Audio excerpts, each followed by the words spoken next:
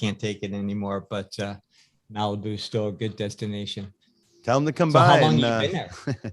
I've been here in Malibu about 10 years. Okay. Yeah, it's been quite a journey.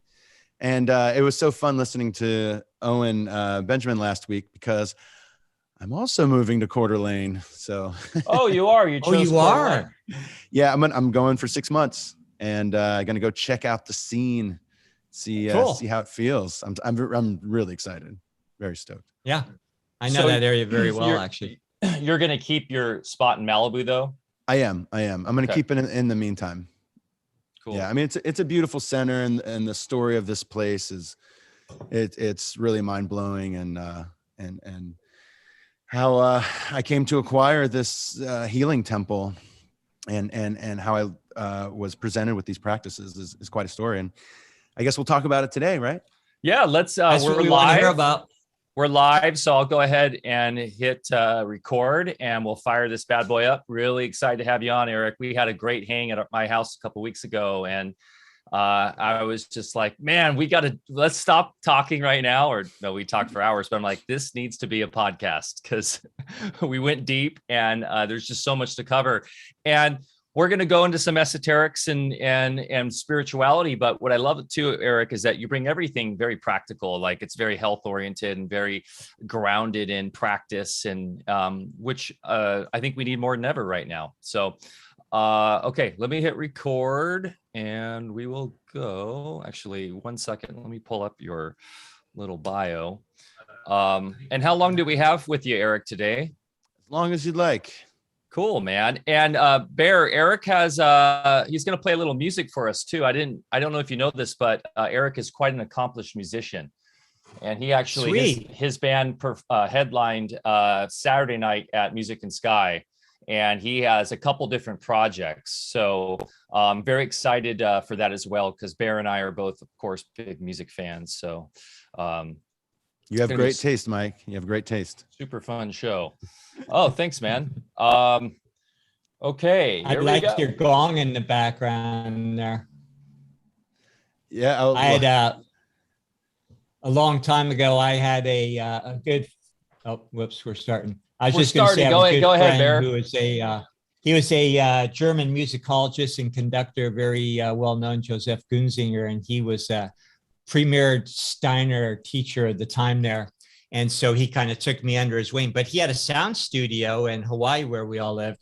And it was just like an amazing setting and acoustically correct building and everything in every way. And this guy brought a lot to the table, but he had those gongs, like huge gongs that were like as high as my ceiling here, just lining the whole thing. And then he'd sit you down in the middle and then light you up, with the tones and everything. It's pretty incredible. So he spent a lifetime collecting those throughout the world, in Tibet and all sorts of exotic places. So that was my introduction to gongs, and I've loved them ever since.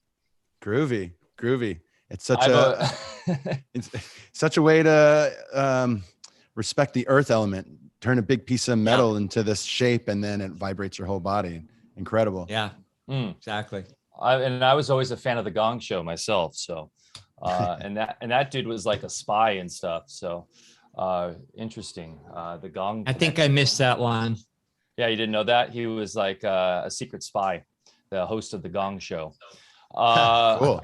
Okay, we're back for another episode of Alfacast. I'm Mike Winter, and I'm here as always with Dr. Bear Paul Lando, coming to you live and direct from the beautiful Smith River up here in the great state of Jefferson. We are here today with one of my homies, Erik Casano. It's going to be a great show. We're going to go into a lot of topics. Exciting times as we move into fall. I know Bear and Deb over at the farm are really looking forward to some quiet time, and it's been a busy summer, and harvest is wrapping up. The Jalgulan harvest, and man, I love fall here. It's a gorgeous time. We got a nice dumping of rain over the weekend.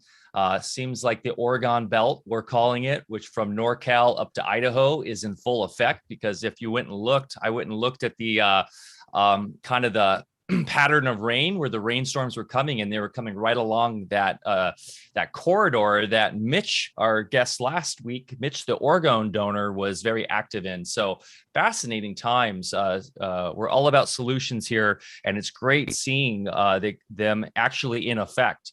So those who missed our orgone show last week, go watch it, because it's definitely something we all need to be talking about more. Yeah, Bear.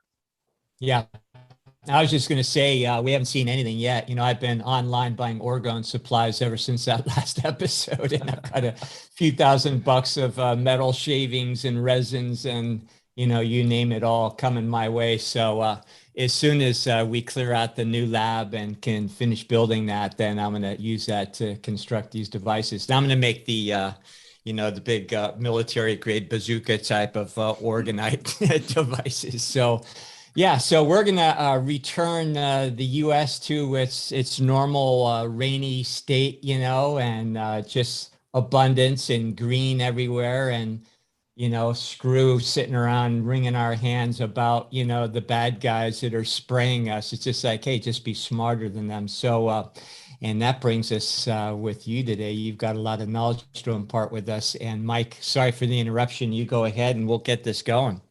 No worries. So I'm really looking forward to that, Bear. I know you're putting together a really cool orgonite countertop too for your spagyric slab. So with all that orgone over at the farm, I can't wait to just get high on the orgone supply when we head over there to start flying around over the farm. And I'm going to have Mark help us build an orgonite sauna chamber. So it's not just the old Reich orgone chamber, but I'm going to build a sauna outside anyway. So I figured, okay, what the heck? Why not make it an orgone chamber? I would like to try that sauna. Yeah. Yeah, right? That's going to be fantastic. I cannot wait for that. And then, of course, integrate sound therapy and lots of other modalities within that. So that's just going to be super fun. And I'm actually want to get a float tank as well. I've been looking into those again, and I would love to get a float tank here. Erik Casano today. And Erik, I'm sure you probably, living in LA, have done the float tank stuff. I haven't yet. Oh, wow. I know. I look forward to doing it. It's right up my alley. Yeah, it is. So Erik Casano joins Alfacast today for an in-depth roundtable discussion on how to reclaim your health. Erik is the embodiment of the most fundamental maxim for practitioners in the healing arts, which is heal thyself. Erik began his incredible in-depth journey through the world of natural health care modalities by healing himself from late-stage cancer. And that would be testicular cancer, correct, Erik?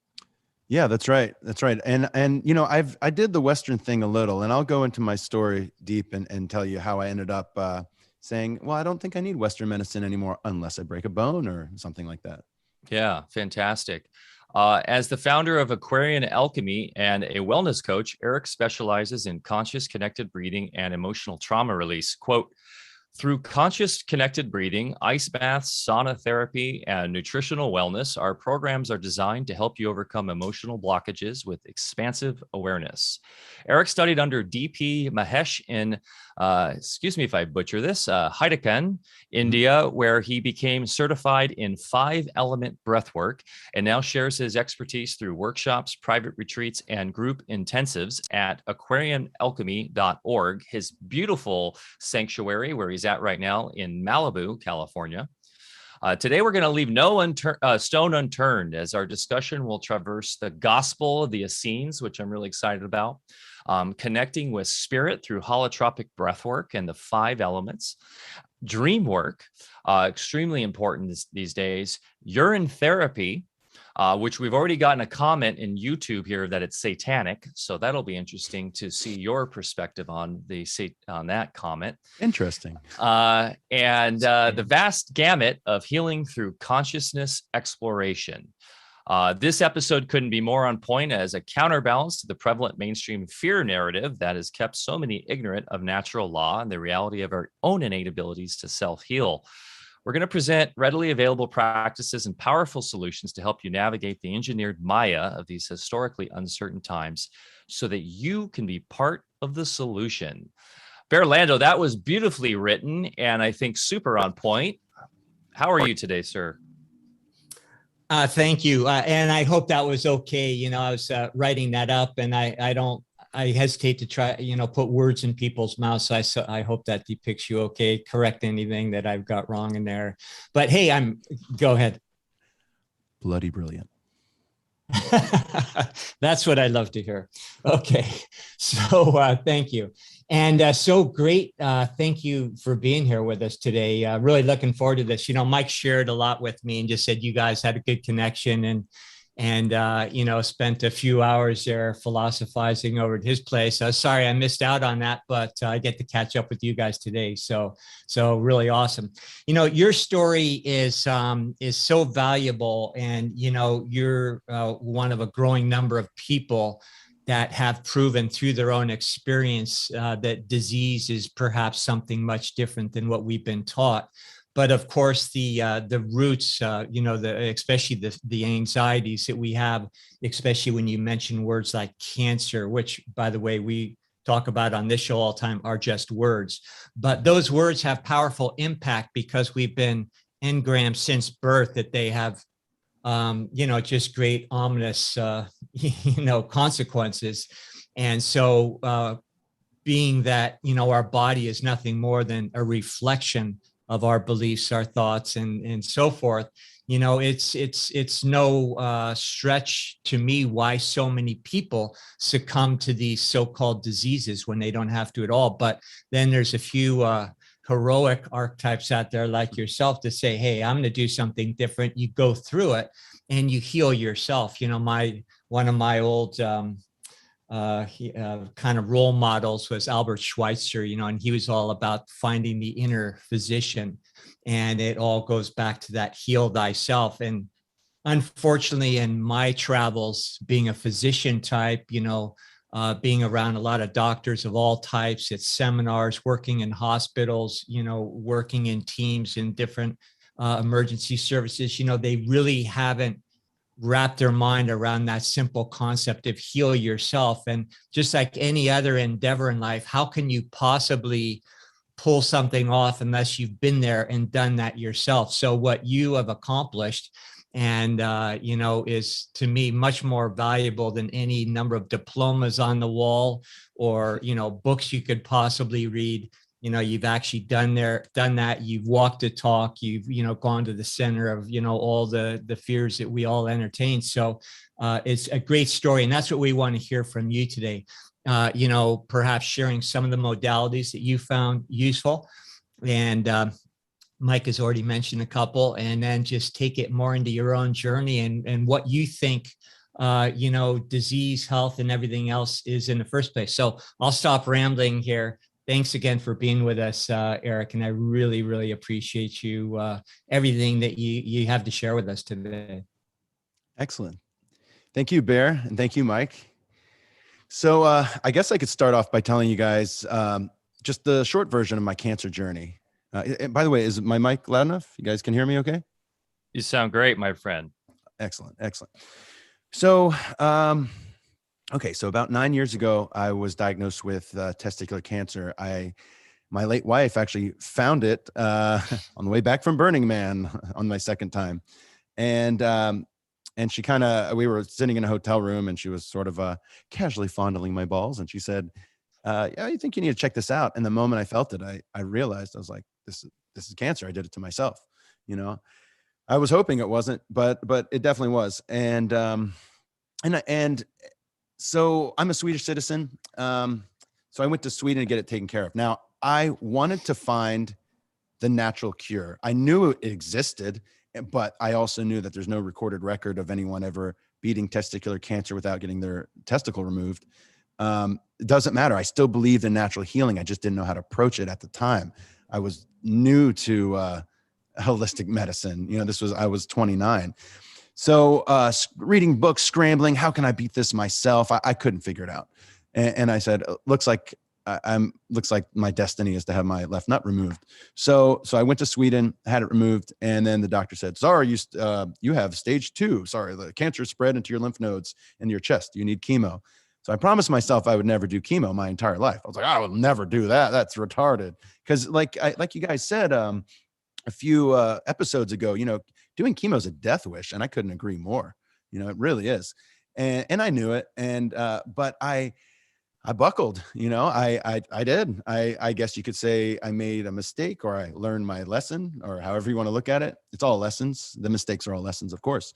And so therefore there are no mistakes.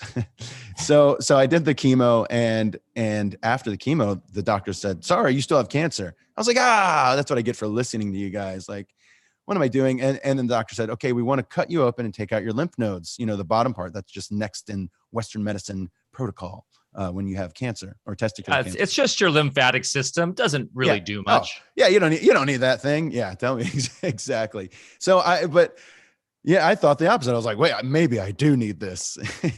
And so I had already been fascinated by urine therapy, Shivambu, whatever you want to call it. Urine therapy is such a lame name because it's so much more than a therapy. It's actually more of a way of life for me and many others. So I didn't want to get my lymph nodes removed. I'm in Sweden. I'm scrambling on Google, looking, how do I do this urine therapy thing? Because I literally had a dream about it like 2 weeks prior. And it was a very abstract dream. It wasn't anything deep, but basically spirit in my dream said, urine therapy is good. And I'm like, okay, I gotcha. And so I'm scrambling on Google, and I'm looking for protocols. Like, how do I do this? Do I drink it once a day? How does this work? And I remember the moment where I came across some website and it said, urine therapy really works when you fast on your urine. And then it was like a light bulb click. I was like, oh, I can actually see it being effective now, you know, now with that sort of technique in mind. So I told the doctors, like, well, I'm not gonna, you know, I'm not gonna get my lymph nodes removed. I'm gonna try my thing, and then you can do one more MRI on me afterwards. So for the next 3 weeks, I fasted on my urine, a little bit of juice here and there, a little bit of water, but every drop of my own Shivambu. For the rest of the podcast, I'd like to call urine or pee Shivambu. Sounds cooler. And that, by the way, that means water of Shiva. So I began drinking my Shivambu 3 weeks straight, a little bit of juice on top. Wow, you don't feel lethargic. I never got a headache. I had decent energy for fasting like that. It was really mind blowing. And then after my 3 weeks, we did one more MRI, and all my lymph nodes were back to normal. And it felt like I had never done chemo. That was the most fascinating part, because chemotherapy, what I did, cisplatin, it literally damages a piece of your DNA. It literally rips a piece of your DNA out with hopes that it will heal back to normal. So after doing my urine fast, it felt as if my DNA was back intact and back to normal. I was thinking normal, starting to have my first lucid dreams. I knew, and when I had my first lucid dreams during chemo, that's when I knew I was going to be okay, because that's what I knew, that chemo could mess up my spiritual connection, and it literally singed the ends of my nerves. And I would go as far as saying that all Western medicine across the board sort of disconnects us from spirit, dare I say, you know? So I did my urine fast. It felt like I had never done chemo. I did one more MRI. The doctor said, you're back to normal. All your lymph nodes are good. I said, I guess I'm done with Western medicine. But then what came to mind is, well, why would I stop drinking Shivambu now? It feels too good. It feels too right. Wouldn't that be weird just to do it for a little bit while I'm sick and then stop? No, I think I'm going to keep doing this. And I did. And I haven't looked back. And I call myself an expert on urine therapy or Shivambu, because Shivambu, it treats every disease across the board. I don't even want to say cure, but I'll say treat and possibly cure. Treats every disease across the board. And I can sort of figure out a protocol for any issue you're having with Shivambu. And anyone can do this. It's actually pretty simple. And so this is when Shivambu really starts to make sense. So this is a great aspect, a great little knowledge nugget about Shivambu.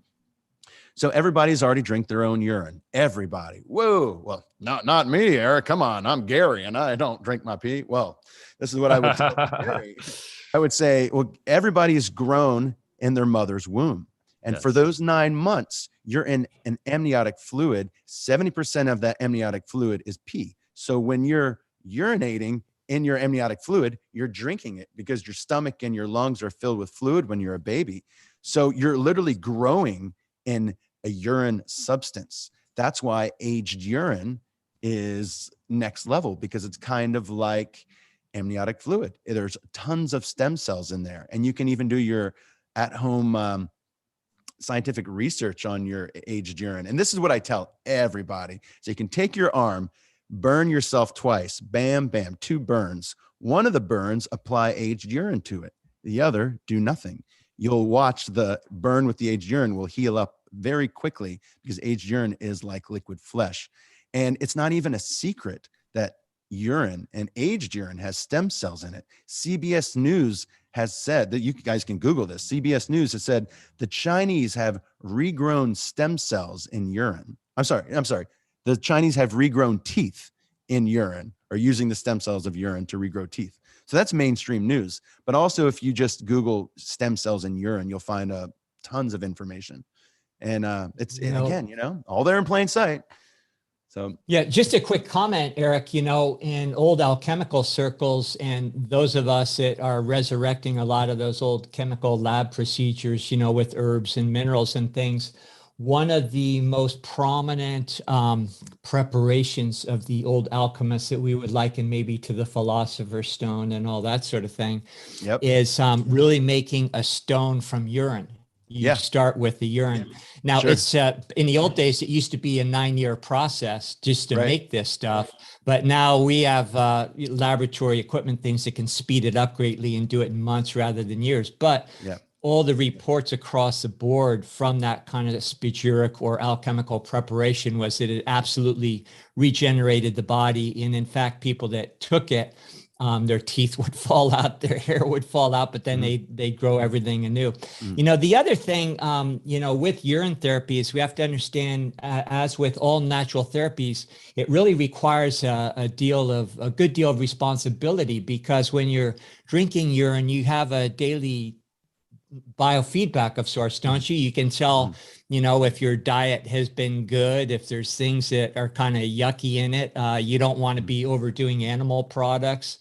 Absolutely. So it really requires that you bring a little awareness and responsibility to the table too. And I think, and also for some reason, we've been all programmed to be disgusted with our own bodies in certain ways, which is a major roadblock to things like urine therapy. But these things have been on the planet forever, tried and proven right under our noses for free. So please, I just wanted to kind of interject some comments for folks that are new to this, so that they don't think this is out in left field or something. And Bear, that was interesting with the Philosopher's Stone, or with the idea of building that out. And then Erik, you talking about how it is essentially our body, right? It's like the essence of who we are, and it can recreate, regrow material like our skin and stuff. And it's just so much to unpack here. Maybe what we could do, though, for the audience who is totally new to this and is like, what the hell are they talking about? Drinking your own piss? What is wrong with you people? Let's first of all maybe explain what the process is and how it works, because there is a specific way of going about it. I think it's very important to discuss that. And then we can go a little deeper into the physicality of it. And then I'd love to get deeper into the esoterics and the real science of it, and how this relates actually to our DNA and hyperdimensionality and our consciousness and a reflection of us. And I will just say this, guys, there are a lot of modalities that you can use besides urine to get these same biofeedback responses. It's just that urine seems like a very powerful, immediate way to do it. And I'd love to go deeper into that. And that relates to all sorts of things. So first and foremost, Erik, what is your process of doing the Shivambu on how it works? Because there's a right way to do it, right? And then there's kind of a wrong way to do it from what I understand. I may be wrong there. So maybe give us a breakdown of your process. Yeah. Well, first I want to say, Bear, I'm really excited to talk about the Philosopher's Stone here in a little bit. So you mentioning that, it opens up a lot of stuff. And you're definitely on point with not wanting to do too much animal products, and you can really feel it. So so the Dhamma Tantra, this 500-year-old Hindu text, there's a passage about Shivambu, and they talk about drinking the midstream. So like, don't do the head or the tail of the snake, do the middle. At this point in my journey, I just do all of it. And it's fine. I mean, here I am. So you like the good funk. It makes me strong. Yeah, totally. No, you're like that kombucha drinker who likes to drink the thick mother at the end. I do like the kombucha, the mother. Yes. And they basically say morning. Is this morning urine is what they recommend? So, okay. There's so many different ways to go about it. It's really hard to go wrong, but it is responsibility. So the morning urine is definitely the most potent, and I tend to skip that one, but I shouldn't. I usually do my second or third, but if on the empty stomach, when I do drink my morning Shivambu, that is absolutely the best. And when you sit in meditation, you can feel what it's doing to your body. It's raising your immune system. It's clearing out the mucus. It's giving you love and truth. It's kind of a trip. I mean, I've done plant medicines and I've tried this and that. So I know when something is affecting me in a good way, and I know when it's affecting me in a bad way. And when I drink urine, especially in the morning, and especially when I sit with meditation, I can feel that it's helping me. Now, granted, the more alkaline your diet is, the more alkaline your pee is. It's really that simple, So if you're eating a lot of meat and potatoes and alcohol, your urine's going to be very acidic, but it can still help you in time of need. It just will be a very low vibration, and you can taste it. You can smell it. You can get pH strips and test it yourself. You can check your ketone levels. You can check your ppm if you really want, and see how dense your urine is. But once you get the hang of it, just doing it in the morning, it's sort of, first of all, I mean, geez, like, first of all, your allergy, if you have any allergies, they'll all go away. That's like child's play. They'll be gone in 2 days, and then your skin starts looking really, really great. And then you start getting in a better mood, and it's like, whoa. And this is all just from like 2 or 3 P's a day if you drink, but you can take it so much further. I mean, this, I know this would like gross most people out, but I snort my urine and then do pranayama. So I'm like, and it doesn't seem to do any negative, do anything negative to my brain or nose. Here I am functioning, a walking miracle, So that's what the parties are like at your place these days.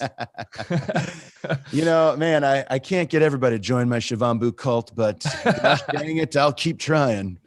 No, just kidding. I didn't really want to be the face of Shivambu, but someone had to take one for the team. Somebody had to talk about this because nobody was doing it. And I'm like the only guy in LA walking around saying like, hey, I drink my pee, and you know what? It helped me cure my cancer. And it's pretty trippy. It's actually really trippy because of doing these videos with Troy Casey a few years ago. Now, when I walk into parties and stuff, people are like, hey man, you're the pee guy. What? Yeah, I love your stuff. I'm like, oh, is this what fame feels like? I wanted to be famous for rock and roll, but whatever. You're pee man.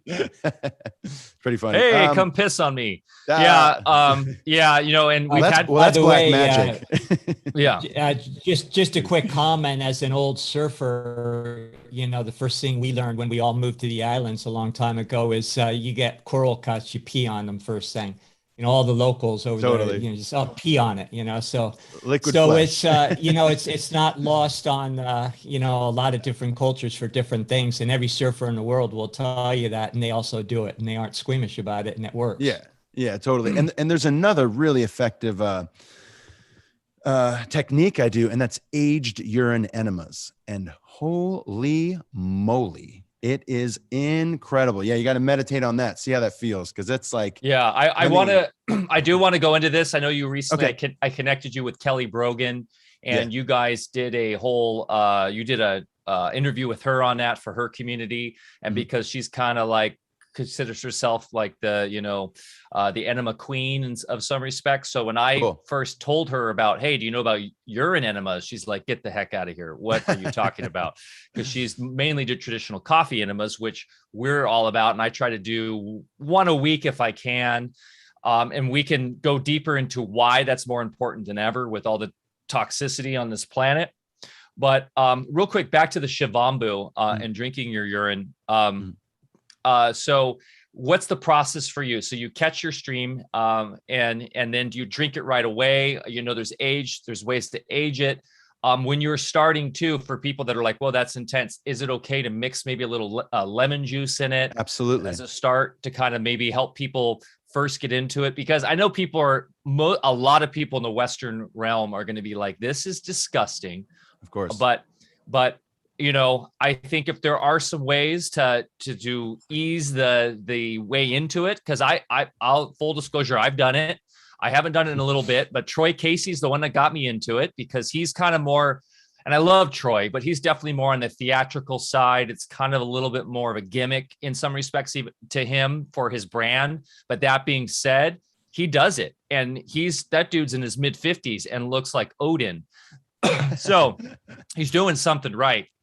And I want to get into topical urine therapy as well. Yeah. But so what are some ways, maybe other ways that you could help people that are very new to this start to approach this before just going into snorting it and putting it up there? Boop, boop. Yeah, no, you definitely hit the nail on the head there. You can absolutely mix it with juice if you would like, add lemons or whatever. I mean, they even talk about it in the Shivambu texts. I mentioned the book, the Dharma Tantra.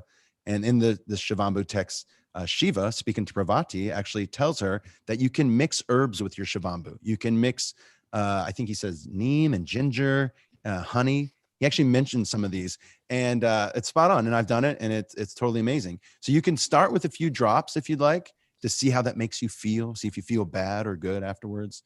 And then, like you said, you know, mix anything you'd like in it. And you know, just like any medicine, for the best effect, do it on empty stomach, of course. But yes, a few drops, and how I do it. And you asked me how I do it in the morning. So when I pee in a glass, I actually hold it up to my heart and I actually program it. I mean, we're all familiar with Dr. Emoto. We all love his work, don't we? And I mean, what he's proven with water is incredible. So what you can do with your own Shivambu, that's water with your DNA. That means you're way more psychically linked to this water than tap water or distilled water. And it's probably like super structured, right? Like your urine. I would assume it is. That's a good, everybody brings that up. And I wonder if with vortexing your urine before drinking it, Bear, I don't know. And freezing it and putting it under a microscope. Just a quick comment.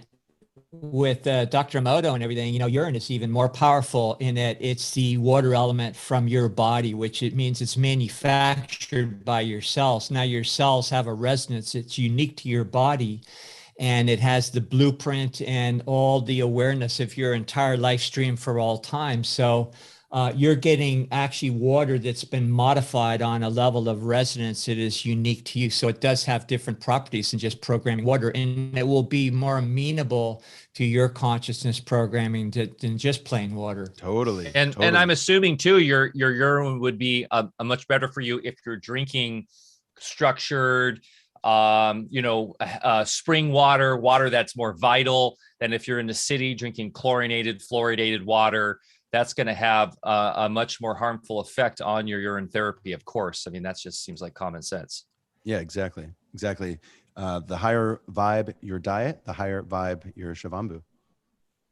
Yeah. Well, that's fantastic. So you were doing when you were kind of going through your cleansing of your physical malady with the testicular cancer, sounds like you were doing the traditional Shivambu.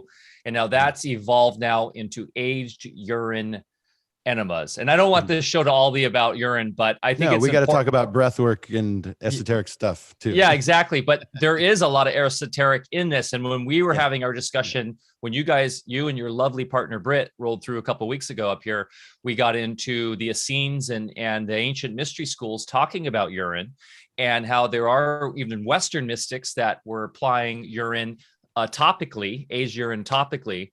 So we'll get into that. But what, in your mind, does the aging of the urine do versus the fresh urine, which seems like to me fresh urine would be the most vital because it's right out of you. But I guess aged urine has some other properties. And why aged urine?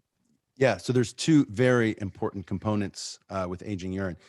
So the first, when you age urine, the alkaline levels rise. They go sky high. So if you age urine for about a month, if you're peeing at a 7, you'll age it probably to about a 9 on the pH scale. And that you can test yourself. And the other aspect of aging urine is that the stem cells are multiplied. I've heard by the millions, like a lot. And not just what I've heard, I've experienced that there's significantly more stem cells in aged urine than there is fresh urine. And you have to see for yourself, because like I said, that's why I love the old burn trick. You can, test it out and see that aged urine is liquid flesh that's far superior to fresh urine. And Bear, I wanted to ask, have you read or have you looked over this book called The Book of Aquarius? Are you familiar with that? I don't know. I've read a lot that I've forgotten. So who wrote that? What's the subject matter? So it's written by Anonymous, and it's how to make the Philosopher's Stone from your urine, and it's released online for free. And I've just sort of skimmed over this thing. I've seen that one. I've seen that one, but I've got the same information in other circles, but I know exactly what you have. In fact, I have it saved somewhere in my files. Sorry, go ahead. That's really cool that you brought up, because not too many people know that the Philosopher's Stone is made from urine. And that's just the physical aspect. There's a lot of parallels with the Philosopher's Stone. Some people believe it's your heart or your mind or your body, or, there's different aspects. But then if you're talking about the actual red rock, then yes, that is apparently made from Shivambu. And wow. So I've heard it's like a diamond. So that's interesting that it was like in, wow. Okay. Keep going. So supposedly, in theory, that there are 2 Philosopher's Stone. There's a red rock, which is the ultimate, that will, in theory, allow you to live forever if you eat a little bit every day. And then there's a white stone that will heal you, but you won't necessarily live forever. Now this all actually relates to yoga in a very interesting way. So if you guys know about the nadi system, you have the Ida and the Pingala, right? The Ida on the left side, I believe, is the white or red. Oh, geez, I get them mixed up. Let's say it's the white, and then your Pingala is the red. So in yoga, your nostrils are represented as white and red. So isn't that interesting that the Philosopher's Stone is a white and red stone? And also, when you age urine, it turns red, and the ormus at the bottom is white. So there's this red white sort of parallel thing going on with our enlightenment, perhaps. Wow. And that's another aspect of the aged urine, right? In creating your own ormus. Yeah, totally. So so that was okay. So let's back up 8 years ago. So I beat cancer. I come back home to Malibu. I start researching more about urine therapy, and I start Googling aging urine, and I find this guy on YouTube named Liver Flush Man. And this guy, Liver Flush Man, is an interesting character. He's based out of Victoria, Canada, and he's had his own mental health challenges and physical health challenges, and he makes like 100 videos on aging urine, and he discovers, or he reports, that urine has a lot of ormus in it. And that blew my mind, because everybody in the new age community loves their ormus here in LA. And ormus is great when it's made well, right? And ormus is pretty simple. It's bioavailable nutrients from salt. So if you take Dead Sea salt or pink Himalayan salt, you raise the pH with lye, and then you lower the pH with vinegar, it makes the salt bioavailable. So when I discovered that I had my own ormus factory in my pee, and I don't have to do any type of alchemical anything, I just literally pee in a jar, and then bam, I've got tons of ormus. And so Mike, I remember I told you a recipe when we were hanging out, and you said, "Oh, okay, you got to put this on the podcast." So I do have a very interesting ormus recipe. I don't know. Should we share it? Do we have time? Should I go into it? It's the kombucha ormus thing. Please, yes. This is really cool. I want Bear to hear about this too. Okay. So I like to say that there are a lot of offshoots to the Philosopher's Stone. There's not just one path. There are many different, I like to call them precursors to the Philosopher's Stone. They may not make you live forever, but they could help you heal deeply. So I sort of discovered this Shivambu recipe a few years ago in Tulum. And Tulum is a magical place where we can receive a lot of cool downloads and psychic information. And I had one of my greatest alchemical sort of, like I said, downloads in Tulum. So I'm going to go over this. I should be able to sum this up in about 2 minutes, this very interesting recipe. Well, and before I get into this recipe, I just want to ask, Bear, you've made your own kombucha before, right? You know how to grow a kombucha Scoby? Yeah. Well, Okay. and Bear, we actually prefer Jun, but cool. Go ahead. Cool. Yeah, I have an heirloom Jun culture that's really great. Groovy. So what I found is that the ormus in your urine loves kombucha scobies. they create a symbiotic relationship. Now, here's my process that I discovered in Tulum. So basically, you take a big jar, you fill it with your urine. It might take 10 different peas, and then you've got a big jar of urine. So within 30 minutes, the ormus settles at the bottom of the jar, and you can see it. It starts to look cloudy. So take that jar and pour out the top half of the urine, but don't pour out the bottom. So that way the ormus stays in there. So pour out the top half and then fill that with fresh urine and wait an hour. And then that ormus settles, and then repeat it.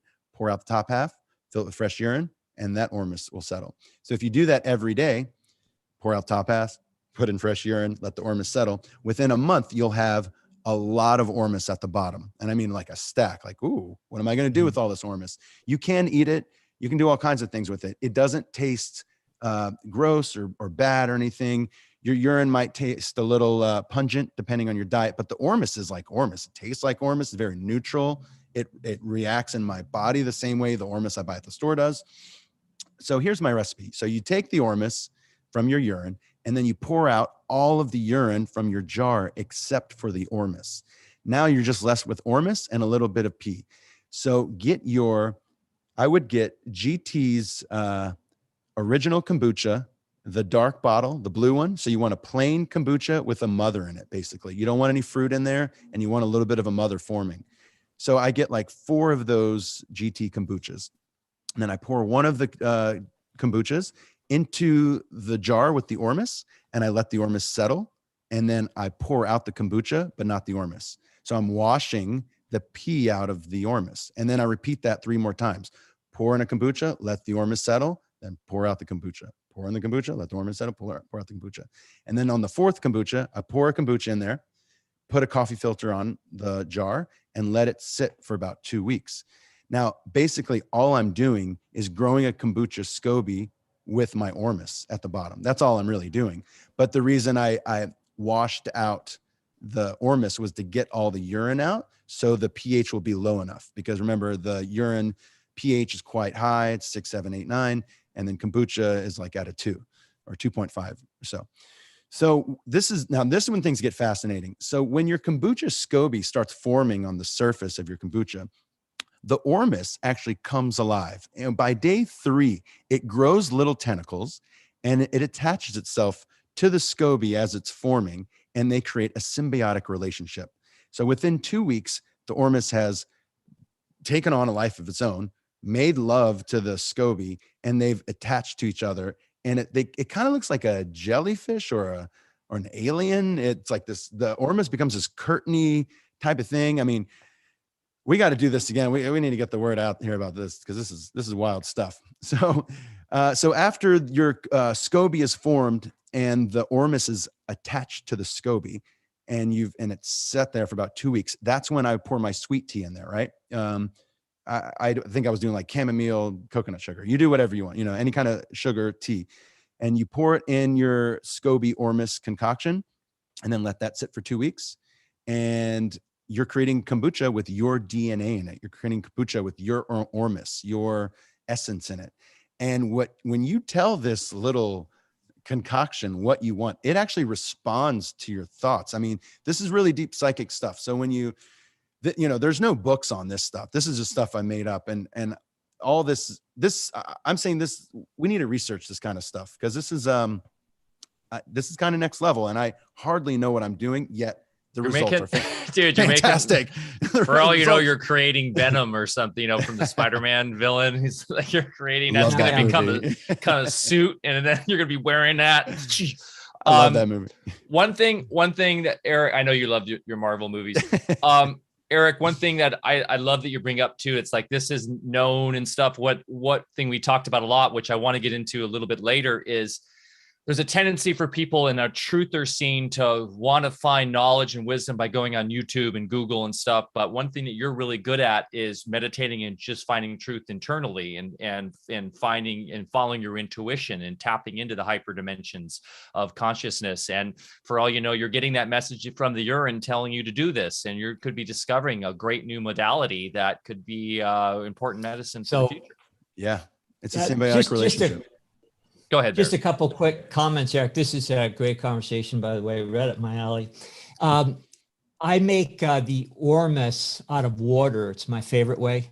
I created a trap. It's like a dual vortex and has chambers where the water naturally goes up with some ceramic magnets, and then it collects the ormus, and then it kind of drips out one tube, and then it's kind of like a real thick, milky substance. That's all the ormus stuff. So just coincidentally, I don't know, maybe about a half a dozen years ago or so, I started with the ormus water, using that to create my jun. And, I age it in wood barrels and, do my jun. So I've been using ormus actually for making jun for quite a few years. And I swear it's like pretty amazing the effects you get, because jun is borderline psychedelic in and of itself. There's something to it. And then I found when you make it with the ormus, it, a lot of information comes through. Final comment. And real quick, Barrett, just so people know what jun is. If you're not familiar, jun is essentially like a kombucha. They call it the champagne of kombucha, but you use honey instead of traditional sugar. And it's traditionally what a green tea. Is that right, Barrett? Does that not really matter as much? But you use green tea and honey instead of black tea and sugar. The important aspect is the honey, and I think some of the psychedelic nature comes from the honey from the bees. Anyways, go ahead. Yeah, I agree. All the elements I just find are, much kind of neater and create a whole different effect.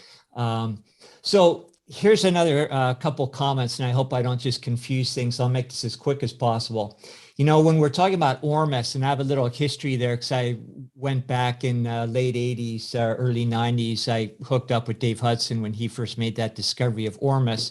Wow. And, the term was coined orbitally rearranged monatomic elements, which kind of reverts back to the old atomic theory kind of concept, which has been debunked so many times. So what we're really talking about is waveforms. When we talk about elements, we're not talking about physical substances. Now, ormus, I believe, should be more correctly called transitional elements, because if you look at the elements on a periodic table, you'll see that those are keynotes. Now, in between the keynotes, say, you go into the fifth octave, you have hydrogen that, ends up, going into carbon. They're all in a state of transition all the time. Now, in between those keynotes that we recognize as the major elements, there are these harmonics that have all of the information that makes everything work. Just like what makes music sound good is not somebody like me just that knows how to plunk one note at a time, but somebody who can masterfully put some chords together and have the, rich informational fields included in that. So nature, does the same exact thing. And those transitional elements, and I'm trying to relate this to your Scoby story. What they do is they, say between two keynotes, they will build momentum in a pressure-like situation, just like playing a pipe organ, so that element that started at point A will eventually go to element, at point B, and it does so in a building of pressure along the way until it can pop that next keynote. And then, of course, that'll go through tonal fields in different octaves, and then it'll jump an octave. But then at each octave, there's portals we, relate to as inert gases and things that are the Akashic records of everything. So here's what I'm trying to convey, but probably very poorly, is, we're talking about informational fields. We're talking about transitional elements. They absolutely would be like a living technology within a Scoby, because the Scoby, with that culture, knows exactly what it's doing too, if anybody understands mycelium on any level. And they work brilliantly together. And I witness the same exact things happening in some of my concoctions when I combine those two technologies, because you're talking about living intelligences. And then when you take it from your own body, going back to urine, it's even got more information unique to your experience in that. So yeah, fantastic. So sorry for the interruption. Go ahead. No, amazing. That's really cool. You've been on this tip since back in the day, and I really want to try some of your June Ormus stuff. And I've seen videos of that, of people making Ormus out of water with these like pipes and magnets. So when you talk about that, I was like, I've seen that recently. So that's really cool that you're on that tip.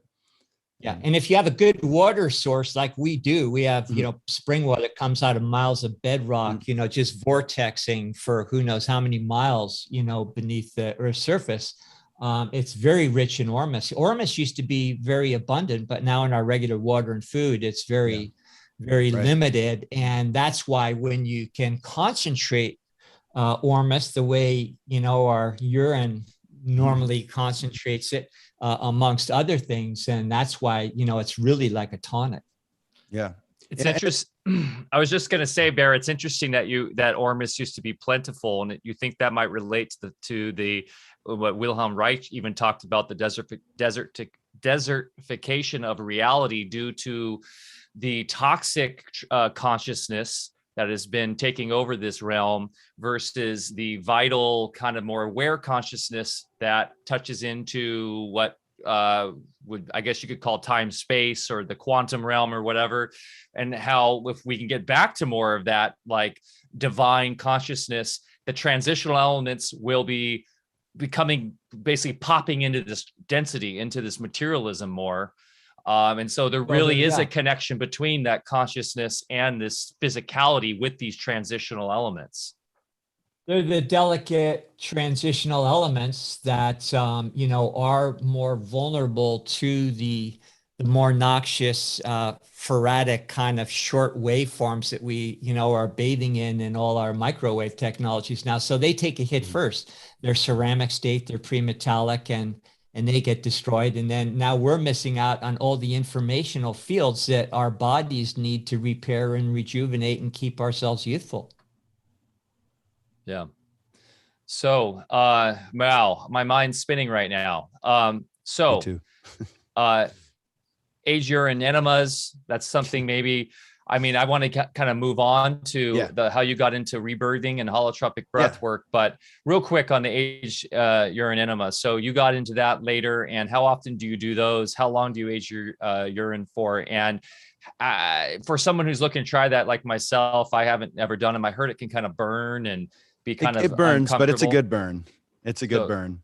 Okay. So how often do you do them, and what's your process real quick? And then we'll move on. Yeah. So I aged the urine in a jar with a coffee filter for at least a month. And then I do one enema and then evacuate and then a second enema that stays up there. And it does burn, but I like to talk about there's such thing as what I like to say, good pain and bad pain. And even though it burns the colon a little bit, what it does to your insides. It's incredible. It didn't just heal my colon. I mean, I don't think the stem cells are getting through the blood barrier, but there's other juju that is like getting to the lower chakras. And it actually it really invigorates my second chakra a lot. And I mean, the emotion and the sexual chi is incredible, and everything just works better with aged urine enemas. I used to be in the coffee enemas a lot. And when I was trying to beat cancer, I was doing coffee enemas. And I almost OD'd off a coffee enema one time because I did it a little irresponsibly. And basically I was just dehydrated, and I made the coffee enema a little too strong. And so it was like a nuke went off in my body, but it probably helped me get rid of any sort of cancerous stuff that could have been left in there. So once I discovered aged urine enemas, I was like, ooh, I don't know if I'm gonna do coffee anymore, but I still am a huge advocate for coffee enemas because it creates the L-glutathione, this blood cleaning enzyme, and coffee enemas completely different than drinking it. But the aged urine enemas is really fantastic. And I think it's one of the ultimate ways to do an enema. And before we move on, there's one last thing I'd like to say about this urine therapy phenomenon. So, okay. So there's this book called The Water of Life. I just got a copy. I've read some of it when I had cancer. Basically, it's this doctor, and he puts all these cancer patients on the same protocol, the same diet. It's drink every drop of their pee and water, and that's it. No food, just every drop of your own urine. And you have to rub aged urine on all of your skin 3 times a day. And according to this protocol, he cured all his cancer patients. Now, with what I've seen now with aged urine, I believe it, but this is the last thing I want to say about it. So there's this channeled book about Jesus's grandmother, Anna. And so channeled book, so we can call it historical fiction. And in this book, she gives techniques on how she became an immortal yogi. So Anna is part of the Babaji lineage, and which I'm connected to as well. And we'll get into that in a little bit. But the last thing I want to say is that in this book, Anna said that her technique to rejuvenate her body was that she would fast and then go in this cave that had a sarcophagus. And in the sarcophagus, there was a amniotic plasma-like fluid. It says that in the book. And she would wrap herself in cloth and soak in this amniotic plasma-like fluid for 50 years. And then she'd come out looking like a young person again. Now, if you know about the legends of Babaji, that's what they say these great immortal yogis would do, right? They go in the cave for 50 years, come out looking like a young man. And I'm sure they just did it through meditation, because if you believe in who Babaji is, he's an incarnation of God. So Anna is giving a technique on how she lived to be 600 years old. And supposedly, according to this book, she drenched herself in aged urine and fasted. And strangely enough, it makes logical sense.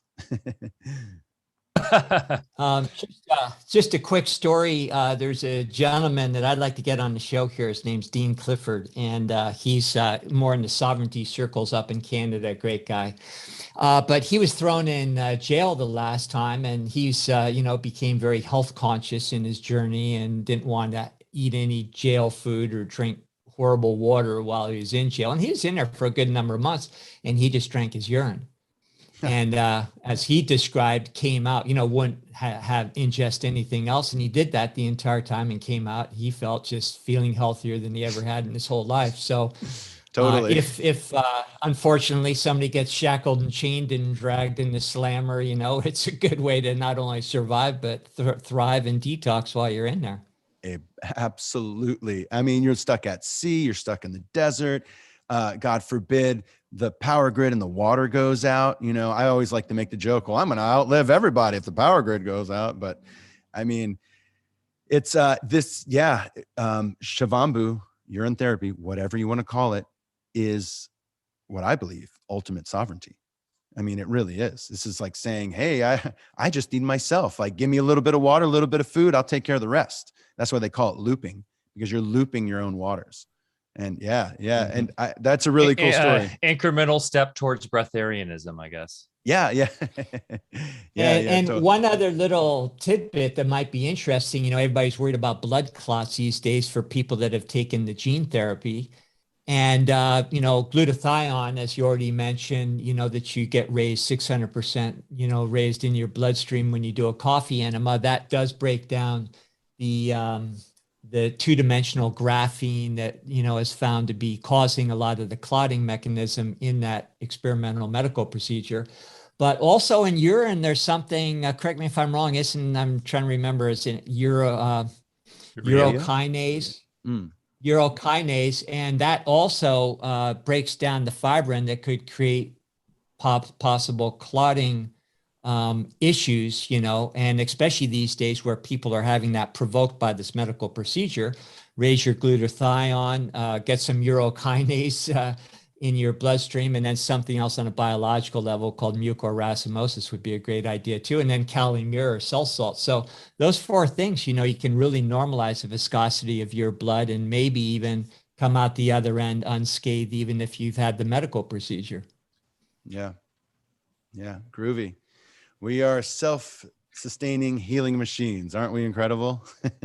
Absolutely. We really are. And what's powerful too about this is that we, a lot of people in our community and in a lot of these like alternative health communities are so focused on diet and so focused on, some people are like, you got to eat all fatty meats. And we've had a guest on recently. So you got to eat brains. You got to eat this, to detox, with the graphene and all the nasty stuff out there. And I think what we can really surmise from what we've talked about today is that we don't have to be so dependent on the idea of having to worry so much about a specific thing we eat. As long as we're conscious, then intuitively we will follow what our body needs, whether that be drinking your own urine, whether that be eating cow brains. Everybody's different. Everybody has a different journey that they're on. And it really comes down to going within and really tapping into your own consciousness and not being so concerned with the Maya and the physicality of what the specific diet is that is the right diet. Yeah, absolutely. Everybody's unique case, and we're also mixed, and our parents ancestors ate different food, and like our mother's ancestors ate different foods and our father's ancestors, and now they've come together, and we're this hybrid, and we're really at a crossroads where because there's so many different blood types. And each blood type sort of gravitates toward different foods. It seems like we're reaching a place where we're figuring out what food is good for us individually. It's so hard to put this into words because you guys know what I'm trying to say here? Well, the other thing too, Erik, that you brought up with when we were hanging out, and this was really kind of trippy to me, was relating to how we incarnated and when we were born and how we came out of our mother. So do you remember when we were talking about if you came out early, on time, or late from when you were supposed to in terms of the birthing process? And maybe this is a great segue into the rebirthing breathwork. Yeah. Let's move to the breathwork stuff. Totally. Because you're I don't know if this is your theory or whatnot, but no. Okay. So talk about what I was kind of introducing here, the idea of your birth, your actual physical birth, and how that sets a lot of your path of your life. Totally. Okay. So my teacher, as you mentioned, DP Mahesh, his teacher was Leonard Orr, and Leonard Orr coined the term rebirthing and wrote many books on healing the birth trauma through breathwork. So depending on how we come out, we're going to have different issues. So for example, I am a C-section baby and I was 5 days late. So I just discovered that's why I have a hard time waking up in the morning. So people who are late tend to wake up late in the morning because the bed is like your womb. And people who are right on time and who come out naturally, they tend to wake up a lot better in the morning, a lot easier. So our birth trauma or our birth sort of sets the tone for the rest of our lives. And the good news is we can heal it, right? I mean, like I said, I'm a C-section baby. I was late and I'm doing a great job. Here I am alive, healing amazingly. And it's funny. I had the same thing when we were going over this. I was a forceps baby. I was, I had some complications coming out, and I came out really late, or not really late, but I came out late, and I have problems with getting up in the morning. I still do. I tried the wake up at 5 a.m. into a cold shower thing. And I've done it, and it was just really hard. I'm definitely more of a night owl. So that is really interesting. Yeah. Also, and there's so many birth traumas that will pave the way for the rest of your life. So for example, some kids are born with the umbilical cord wrapped around their neck, and those kids always have a hard time speaking their truth. Ironically, I know a lot of those kids become singers and pop stars because they really want to express themselves. Wow. But a lot of times they have a hard time breathing, but what I want to do, if I decide to have children, I want a dolphin to be the midwife. I want a dolphin to be the midwife. And that is a thing, and there's a video on YouTube of a woman giving birth with a dolphin as the midwife. And this is new to me. This is you got to see it. What? Yeah, it's incredible. And these dolphins are fascinated by babies, and they're fascinated by pregnant people, and they're really fascinated by someone giving birth. So you can see what it looks like when a dolphin sends a pregnant woman sonar signals, And those kids who have dolphins as midwives, those kids grow up to be taller, smarter, psychic, rich. You know, they're just become incredible human beings. So that's Flipper the midwife. Wow. And I, of course, a lot of people are aware of this, the idea that dolphins might not even be from here. They're from somewhere else. So they're highly spiritually evolved. They could be from beings. Sirius. Yeah. And then I have people now rolling their eyes. Oh, they're talking about planets. This is the only realm. Okay, guys, whatever. However you want to define how these other places exist, whether they're other dimensions or other layers of the reality, there is a lot of fascinating research done with dolphins and how they seem to be from somewhere else. And they're super tapped into us psychically on many levels. So I'm going to watch that video because that just rocked my mind right there. Yeah, I've been having a lot of dolphin experiences lately being here in Malibu. So I go out to the beach and I do my little breath work and I stare at the water and I'm doing breath work, and dolphins, they come and jump right in front of my sight. And I know they know I can see them. I'm like, you guys know I'm here. And they're so incredible. They have bigger brains than us, you know, not that that matters, but. So do you think when you're meditating, you can call them in? I'm not consciously calling them in. I think they can feel me doing breath work and they just want to say hello. And that's what I feel, but it happens very often. And what's really mind blowing is how they jump right in front of my vision, not a little to the left, not a little to the right, but right in the middle. So that's when I'm like, thanks God. That's a little wink from the universe, you know? We had a place in the islands, you know, you had to hike into it. It was pretty remote in this little secret beach, we called it. And we'd go there and surf, but then we'd go paddle like way, way out, you know, beyond the breakers and everything. And it's just so deep, you know, it's like you're suspended in space. But if you were out there for more than about 5 minutes, you'd just be surrounded by hundreds of these spinner dolphins, and every single time. And, you know, we were there for years and went out there many times. And again, within moments, they'd be around you, just in your face, playing with you. And we always had kind of a nice crew that went out there because that's what we went out for. And so, yeah, they know who's out there and what you're doing and when you're there for sure. Yeah. Yeah. So incredible. Someone in D Live said Igor Chiskarski, if I'm saying that right, was the male midwife who assisted over 20,000 underwater births utilizing dolphins. Groovy. I want to meet this guy. Wow. So, okay, that is fascinating, and maybe something to delve into for, I know, some expected mothers.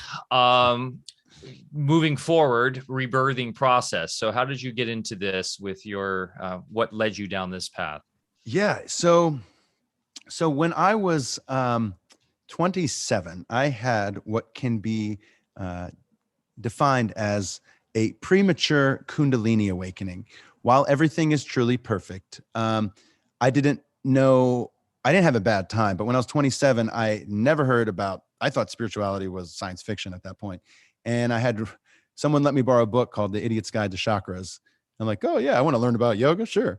And it had this chapter on Kundalini, and it said that I can raise my Kundalini energy by holding my breath and doing my Kegels. Now, remind you, I had never meditated. I had never cleansed or done any psychedelics and gone internal, nothing like that. But this book said, I'll know the meaning of life if I hold my breath and do my Kegel exercise. So I'm like, why? I know how to do those two things.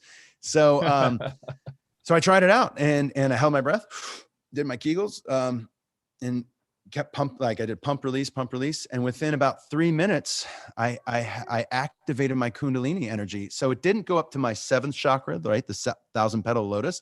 It seemed to go up to my 6th. It went, it didn't shoot out this way. It more shoot out that way. But it was like, whoa, I started shaking and laughing. And I was like, what is this? I guess this is Kundalini, huh? And I mean, I was living in Hollywood at that point. So I was high on Kundalini, going out to bars and eating chicken. You know, I was like, I was having a great old time. So after those, and during those 6 months, I just researched. I had brand new things to research. What is a pineal gland? What is a Kundalini? What is yoga? You know, all these very basic things. And so it peaked after about 2 weeks, and then it declined after about 6 months. So after about 6 months, I kind of felt back to normal. And I was like, wow, that was a trip. Now, how do I get it back? You know? So, and then of course I started Kundalini yoga, taught by Yogi Bhajan. And I tried some of these different, more fluffy, weaker, practices. But then this flyer for a breathwork class landed on my doorstep back when I was 32. And that was my teacher, DP Mahesh, was on it. And so me and my late wife, we went and did our first rebirthing breathwork class. And the first time I did it and I went into tetany, I was like, oh my God, this is it. This is what I've been looking for. And I'm teaching this to everyone. It was so no duh. Who wouldn't want to teach this? You know, that's what I don't understand. This is like amazing. And I always highly encourage people to share this beautiful technique, because I mean, it's the easiest thing in the world. I'm just helping people breathe. Like, what could be easier and what could be more gratifying and liberating? So, so once I got into rebirthing, and Mahesh, who was a student of Lando, Mahesh was happy to be my teacher. And he has these retreats once a year in Haidakhan ashram that was started by Haidakhan Baba, or Haidakhan Babaji. And I went there and I was trained about 2 years ago. And he trained me in 5-element breathwork. So what the 5-element breathwork is, it's doing holotropic breathwork, or AKA rebirthing breathwork, in 5 different environments. So the environment that most people are used to is the air element environment. That's just laying down or sitting up doing your breathwork. So imagine doing your rebirthing breathwork or holotropic breathwork buried in the ground up to your neck for an hour. You really connect with the earth. Eric, before we go before we go into the 5 elements, because this really was fascinating to me, can we explain, just back up a second and explain how rebirthing breathwork works, holotropic breathwork? What is the actual modality? What is the process for those that this is new to? Yeah, absolutely. So when we are doing what's called conscious connected breathing, or we're taking very deep breaths and keeping it rhythmic and relaxing on our exhale, when we breathe like that, no matter who you are, you're going to go through a very particular experience if you're a human being. Now, most people, what happens is within 30 minutes, about 50% of people will get tetany, their hands will cramp up, and within 30 minutes, they'll start releasing old traumas. They are initially, our traumas are stored in I think a lot of our traumas are stored in our nerves, but it could be a lot deeper than that. So you're activating your nerves and you're pushing out the traumas out of your nerves, and they're rising to the surface so you can see them and release them on the spot. And it's pretty easy. So basically, breathe as deep as you can for an hour. You won't just start releasing old traumas. You're detoxing the body in the most gnarly of ways, because we detox 70% of toxins out of our breath. So people talk about juice fast this and detox that, but if you're not doing breath work, then you're doing yourself a disservice. So initially, breath work is the ultimate detoxifier of emotions and physical toxins. Does that make sense? Yes. And so it's go ahead, Bear. And I was just going to say, for those that are interested in a really great download on breathwork, Bear and I did a year and a half ago now, maybe almost 2 years now, Bear. We did a whole Alfacast on different breathwork modalities. And we touched on this. We didn't really go into holotropic and rebirthing, but we did go into a lot of other modalities. So this is great that we're going to cover this one. Go ahead, Bear. Yeah, just to tie it all together too, Eric, it's more than just breathing air. The air is what contains the actual organic matter. It's real organic, precursor to matter. And then those elements that we're talking about, the ormus, the high notes, whatever you want to think of them as, the cell salts that are very plentiful in the urine, those inorganic elements then resonate the organic matter in the atmosphere. And that's exactly where we get the abundance of nutrition for our bodies. And the average person that's even not that healthy, you get 75% of your nutrition from the atmosphere. When you start doing some of the things you're talking about, doing them consciously, now you're extracting even more out of the atmosphere and needing to rely less and less on just, breaking down crude foodstuffs. And then, when you go into the Asian medical arts, we talk about the triple burner and everything, and they describe exactly what you're talking about, which is the interaction the elements from the breath, and then mixing with, the different compartments that break down food and other things to make the organic elements available to interact with the resonance of the inorganic inorganic. So anyway, what you're talking about is very science-based, and doing it the way you're doing it consciously is just going to yield benefits tremendously beyond what our bodies are trying to do all the time anyway. You know what's interesting too, Bear, bringing it back to the orgone, which is the universal energy, the chi, the prana, is the breath, the alchemic reaction of taking the inorganic with the organic and putting together, just like orgone, right? Which is what orgone does, what Wilhelm Reich found, is taking an inorganic material, which just means, like a rock or something, right? In classic chemistry, I guess inorganic would be what without what's inorganic without carbon? I was always terrible in chemistry. And then with an organic material, what he does is like a resin, right? Or something like that. Or do I have it flipped? Anyways, smashing those together and creating that alchemical reaction of that is bringing that energetic in. The breath, we're doing that with every in breath and out breath. That's why they say, it's literally breathing in God, right? Mm-hmm. And so we can do that with the simple thing of breathing. It's such a fascinating that to think that we have everything at our fingertips, our urine, our breath, and then of course the word and our language. And we're going to get into music towards the end here, and our ability to speak our reality into this material realm. So anyways, so easy, guys. It's right here in front of us. It's right in front of us, and going back to what Bear was saying. So you just helped me understand breathwork a little deeper because something that Leonard Orr says is that we have to learn to breathe prana, not just breathe air. And that kind of sounds like what you're talking about. Like we're doing more, like when you're breathing consciously, you're actually taking in more prana than air. And that's actually hard for me to wrap my head around. I'm still trying to figure that one out. But there's something to be said with breathing consciously.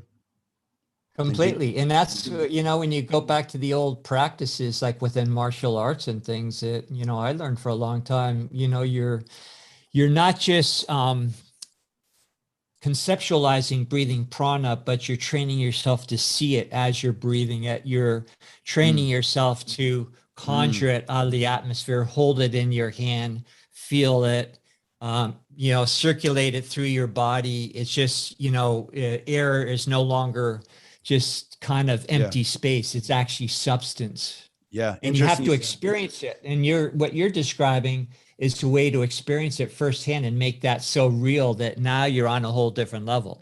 Totally. That's really cool. I asked my teacher, Mahesh, well,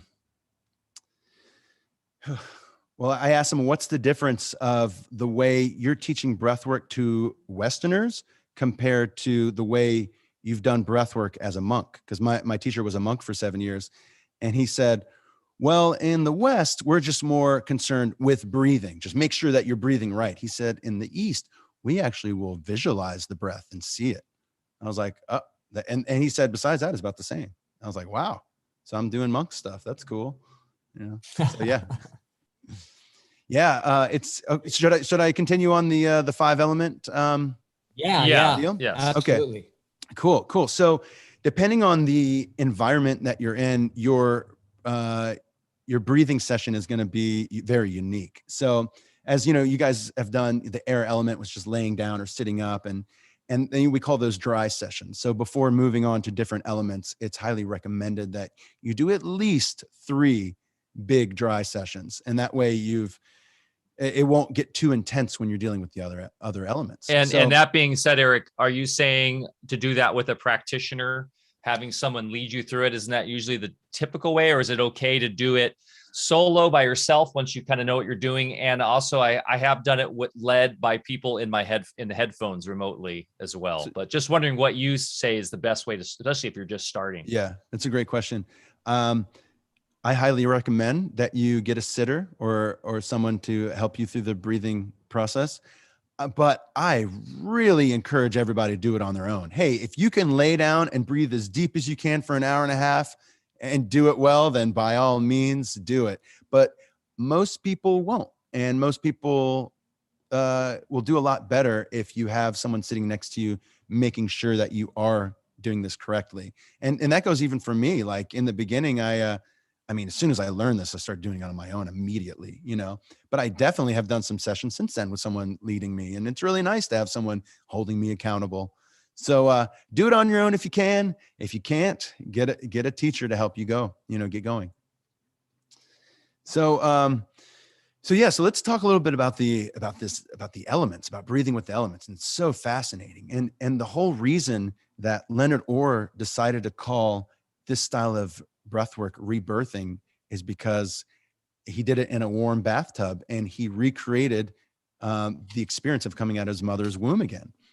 So if you breathe, if you do the holotropic breathwork in a warm bathtub, if you're in a warm environment, I mean, you go right in the tetany, you go right into the pain. It's very intense. And I highly recommend that if you want to do rebirthing in a some warm water, you should definitely have a sitter, because if you get cramped and you can't move, it's going to be hard to get out, and you don't want to put yourself in a scary situation. So if you're new to this and you want to try it, make sure you have a sitter in the warm water.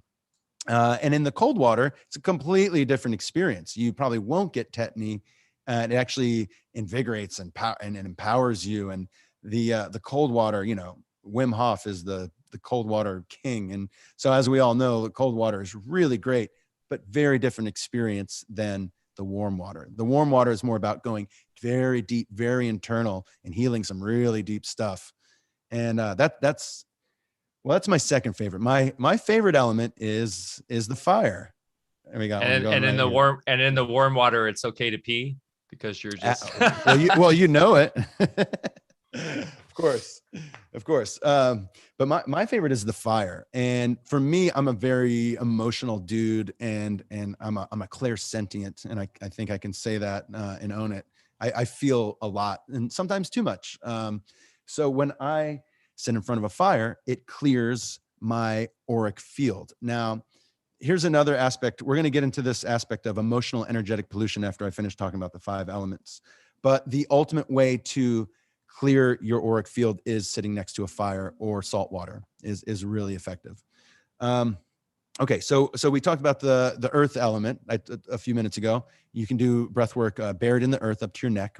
That's incredible. I was doing a little bit of that in Maui, and Maui, it was the first time this was about 2 years ago.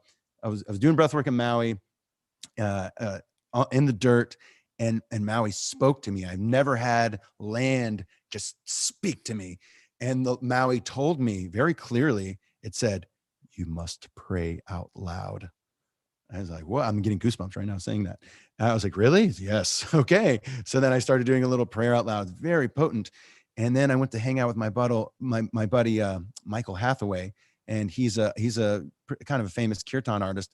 And he was in Maui the same time I was there. And I said, "Michael, I just had Maui just spoke to me and told me to pray out loud." He said, "Bro, let me tell you, first time I came to Maui in 96, Maui told me to pray out loud. And it said, and I said, God, if I'm supposed to pray out loud, send me a sign." And I saw a shooting star. And then I met someone else on the island who said, "Oh yeah, Maui, pray out loud." And then I met someone else who said, "Well, yeah, the indigenous people here in Maui prayed out loud." I was like, "Oh, well, that's cool." So I just wanted to share that story. Yeah, the kahunas. We were fortunate enough, and Bear, I'll let Bear go because I got to go take a piss. Maybe I'll go catch it midstream and bring it back and drink it. But Bear, the kahunas, right? That's their whole deal. I'll be right back. Yeah, absolutely. And Maui, I spent a lot of years here, and that was back when it was kind of more outer island vibe before it was built up. And the old practitioners will say from the indigenous cultures, because I had some just relations with some of those folks because of some involvement, not just in the healing arts, but in legal matters in the Hawaiian sovereignty movement. So we got, connected with a lot of the original folks there. And they were very matter of fact just about hearing voices in Maui. And we lived out, off grid in the boonies. And there's this one area in particular where you go up a little creek and a waterfall on our property, and anybody that went up there could hear voices, the old ones. The veils are very thin because of a whole different culture, a belief system. And there's a history of Hawaii that people really aren't aware of. The folks that are there now that are more the Tahitians that later settled it and displaced the original Hawaiians, which are the myths of the Menahunis, and then that goes back to the time of Lemuria and all that sort of thing, which, the locals there, a lot of the population are very well versed in their true history. So, when you go there, you realize there's a whole different element acting that is easy for you to communicate with. And you love Maui, of course, because you've got Pele, the fire element there, big time. Okay, Mike's back now, and fortunately, he's not sharing his pee with us. I was just thinking, though, that take a piss. Why do we say that? Probably because, it was known back in the day, you'd literally take your piss. So anyways.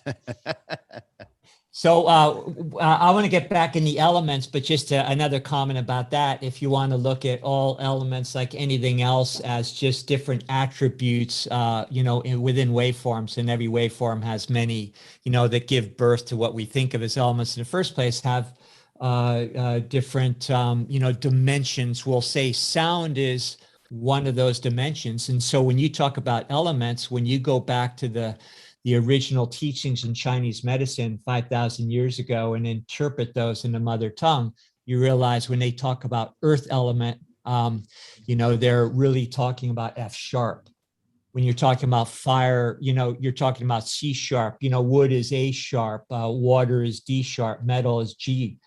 So, you're talking about real tonal fields. So when you understand the dimensions of all these things, now you can really interchange, meditations, breath work, whatever. You can bring the proper sound in there, depending if you want to stimulate or dampen a sound, then you bring in chords of fifths and thirds. And so, and you're going to be a lot better versed than I am at this as a musician, but it all ties together and also makes a lot of these exercises very practical.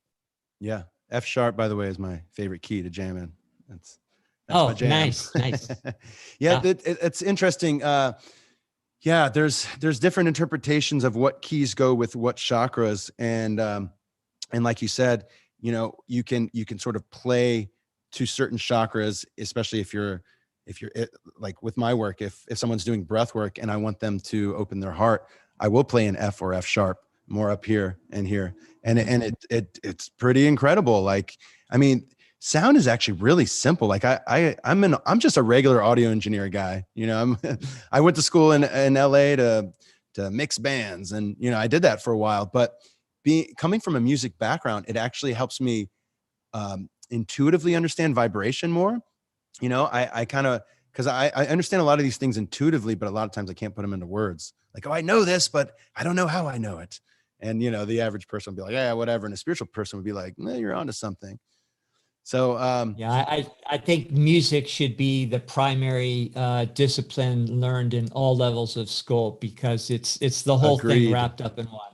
Yeah. Agreed. Should we take a little you guys do we have time to hear like a little 3-minute song? It's pretty quick. Love it. Oh yeah. Love it. Okay. So this is really exciting. So this is just this is my band. This band is actually called Shivambu. And it's me on guitars, and I produced it as well. And my buddy Cyrus Vermeister on tablas, and Ron John on vocals. And Ron John's the one who brought me into the kirtan scene and said, hey, we should start a kirtan rock band. And this track kind of sounds like Alice in Chains gone kirtan. So, explain kirtan real quick for those out there in the audience that don't know about it.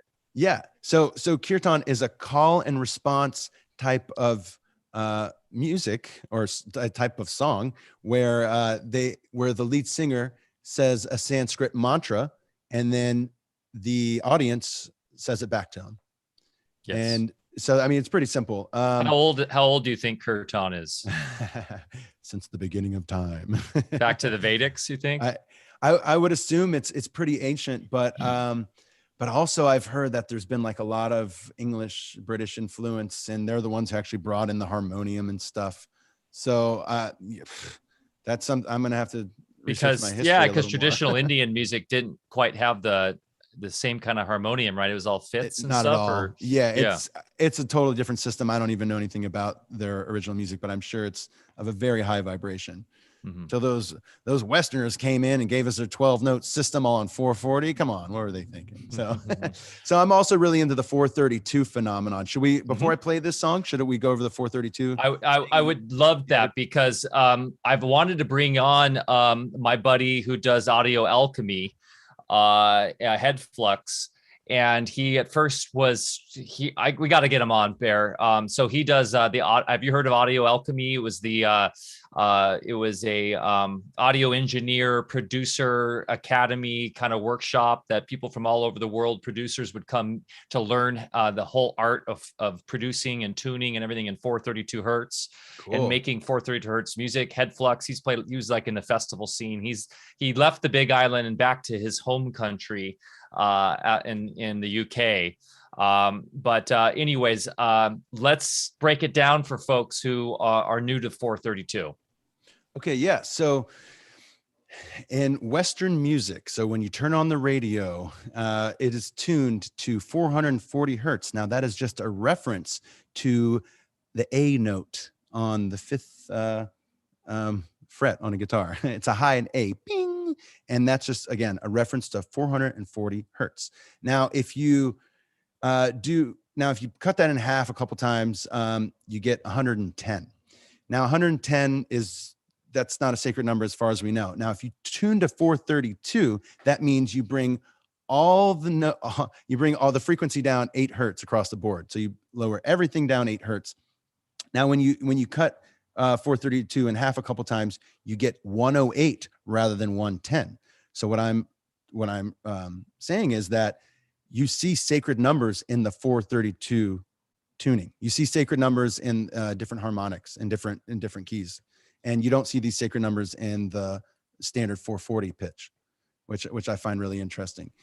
So, but I mean, to really put, like, I've met amazing musicians who actually don't believe in 432 because they're so conditioned to 440 that they don't think 8 hertz will make a big difference. But what any 432 advocate will tell you is that there are harmonic intervals in nature. There are intervals in frequency that resonate smoother in the human body. It's pretty simple, really. Like, I'm no genius. I'm just a regular guy, but I'm a feeler. I can feel things deeply. And the first time I tuned my guitar to 432 and I played a chord, I was like, oh my God, this feels different. It sounds almost the same, but it feels smoother. That's the best way I can describe it with words. It just feels smoother. That's a great way to say it. It does feel like kind of like when you're drinking structured water versus typical. You can feel the smoothness on your tongue. It's that same kind of consistency with the music, because on a heavy sound system, when we had Head Flux play for us a couple years back in LA, it was like buttery sound coming out of those huge subs and everything. And it was just like, it's just very harmonic. It just feels good. It feels good. Yeah. Two different things I know, but it's almost like vinyl, analog versus digital in a way. Totally. Yeah. You know, it's all the people who don't believe in the 432 phenomenon. They're not feelers like we are. That's all I can say. You really do have to tap in. And if you have a hard time feeling, then just sit in silence, still your body, and really work on feeling it. If you can't feel a difference, that's what I tell people, like, just sit still. I don't want to say meditate, but I'll say sit still and see how that feels. But anyway, so let's play this little, the Shivambu, which is the Alice in Chains of Kirtan. And okay. We're not gonna have to call back to you, are you? Yeah. Or what do we no call back. So in this, the way I recorded this is, like I said, it's a 3-piece, but me, Ranjan, and Cyrus, we're the ones responding in this. So we respond twice in this. So it sounds traditional-ish. All right, here we go.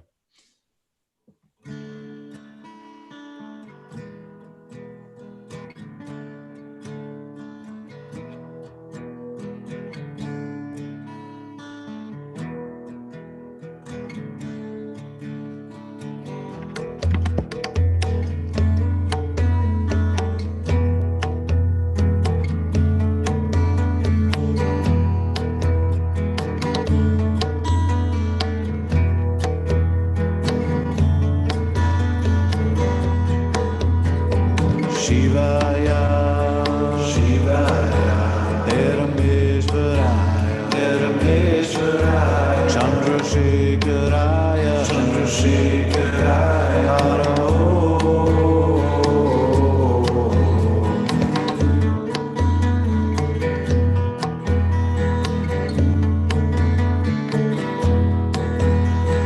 Bhavaya, Bhavaya, Gunasambhavaya, Gunasambhavaya, Shiva Tandavaya, Shiva Tandavaya, Namaho.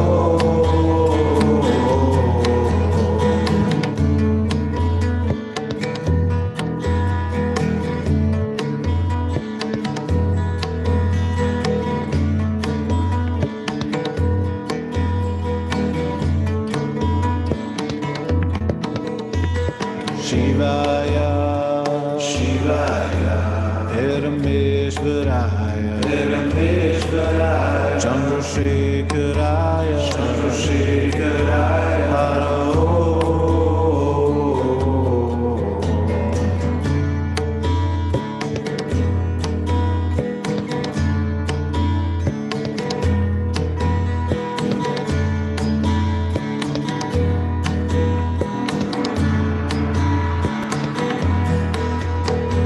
Bhavaya, Bhavaya,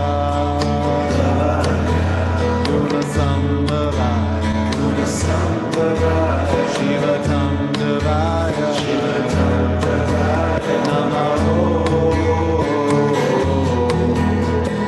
Shivaya, Shivaya, Parameshwaraya, Parameshwaraya, Chandrasekharaya, Chandrasekharaya, Namaho.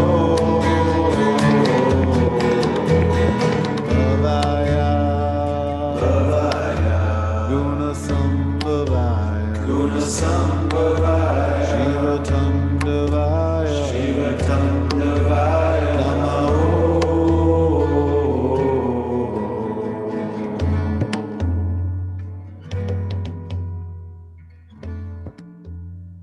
That sounded great.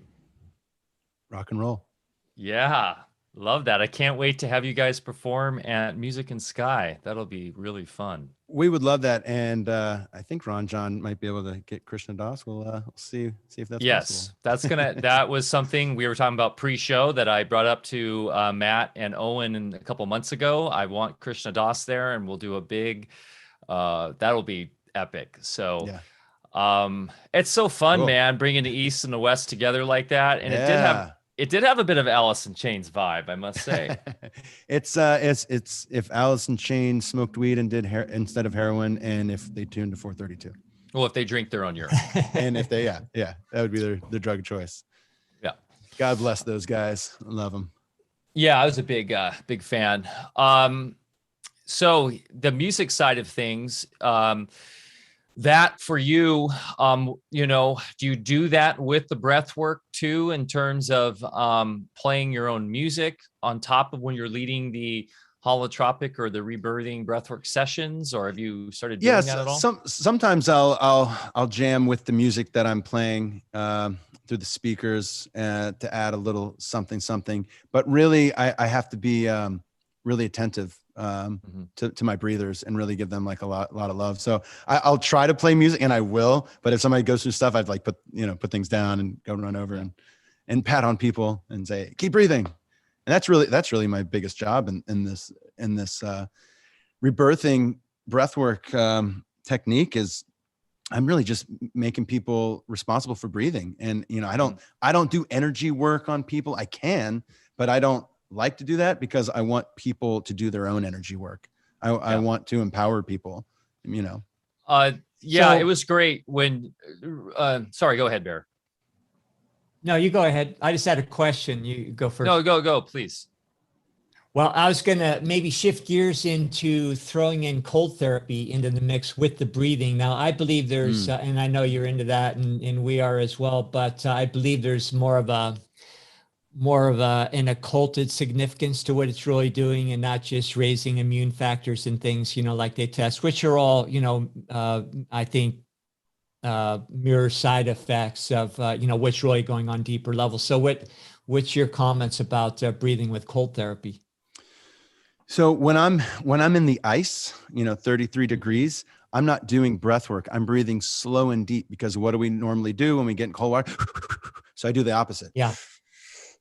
And I actually learned to relax my breath in the cold. Now, I've done rebirthing in like 50-degree water, and that's a different ball game too. That's incredible. And again, it's like invigorating, but as I mentioned, I had testicular cancer. So I've always been looking for ways to raise my testosterone without, shooting up T levels, and what the ice did to my remaining testicle, I like to say, it made it Super Bowl. So, I mean, what ice in general does to what it does to our sexuality is incredible, but not just that, it strengthens the nerves and calms the mind.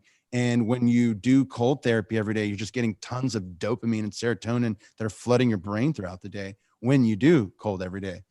So, I mean, I've just noticed. I would say beyond that too, I feel like there's the mental, spiritual aspect of getting out of your comfort zone and challenging yourself when you're doing a cold shower every morning, when sometimes it's the last thing you want to do. And you're getting this little micro instance of challenging yourself against your comfort zones, which of course, that's why we incarnate into this Maya, this dense realm, is to have that experience. And the comforts of modernity have a lot, in many ways, taken us out of that.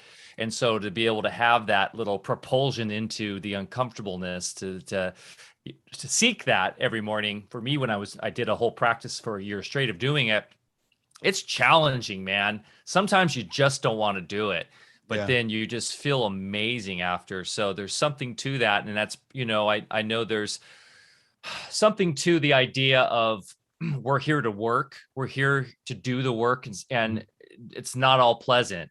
And there's an importance of doing things that aren't pleasant. Like you were saying earlier, there are some pains that are good. Sometimes that cold burns, man, and it hurts. And there's a reason for that. So for me, a lot of the mental aspect of going through the challenge when you don't want to do it, it's like, God, I just want to have a nice, comfortable, warm, hot shower. Or then, of course, going to the ice bath, or I'm going to go jump in the river later today. And it's cold now, Bear. It got cold, so it's going to feel great. Yeah. We were just down there yesterday, and it's cold. Your comfort zone will kill you.